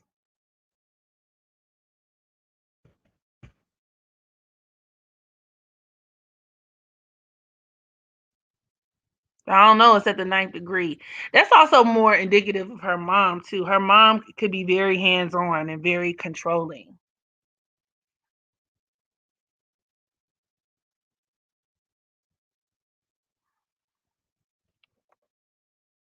I'm trying to see what is it that makes her like that.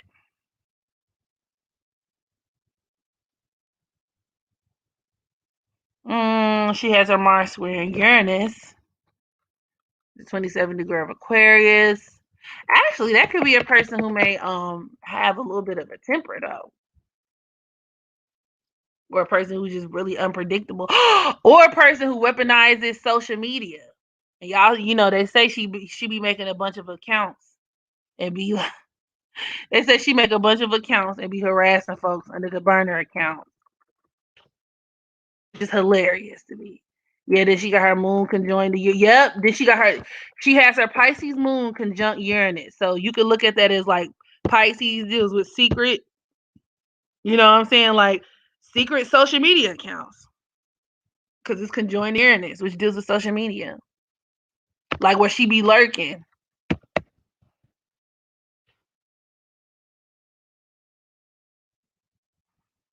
Trying to see what else could deal with her being like passive aggressive or you know what I'm saying, sneaky and whatnot, but like a bitch for real. Good day, sunny inside.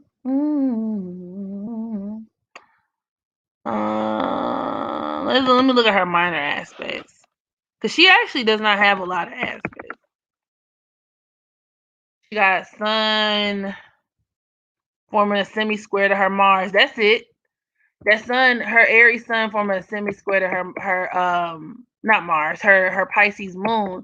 It once again deal with her just being like where she could have that smoke, but like I said, it's a more passive way. It's a more because like we that dark sided Piscean energy, like I said, can be very scandalous,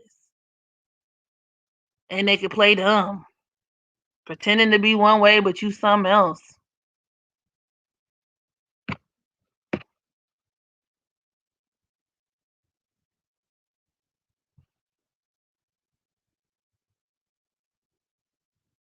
Not her pussycat patted. Her mom's a Pisces. Mm. Yeah, that can even do with her mom living vicariously through her. I could see that.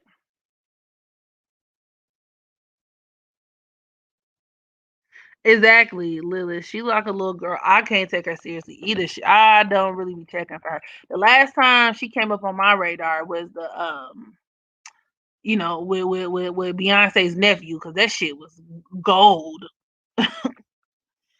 That shit was just so crazy. Him calling her a dark bitch, but it's like, oh. Anywho, trying to see what else.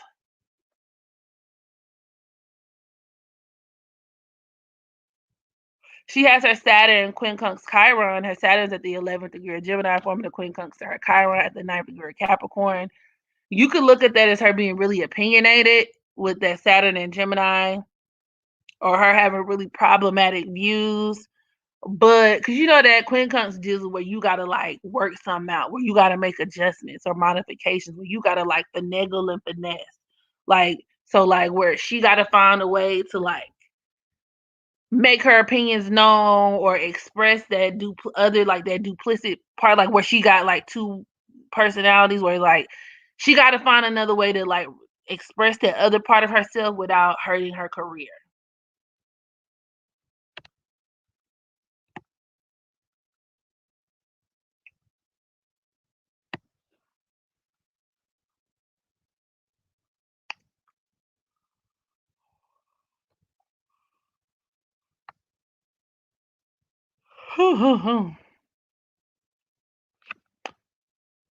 So yeah, that's what I'm getting. She really don't have a lot of aspects on her chart. She's a Taurus Mars. Her Mars is the 26th degree of Taurus.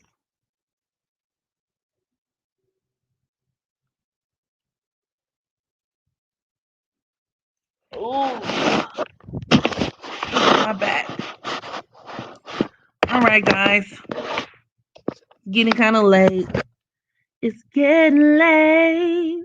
Why you gotta be here beside me, watching, needing, wait, how it goes? Loving me, but I'm afraid. Don't be. Y'all remember that song? I'm afraid. Don't be. I'm so scared that you hurt me twice, baby. Oh, baby. Who sing that song, y'all? Only real niggas know that song. Only the realest of the real.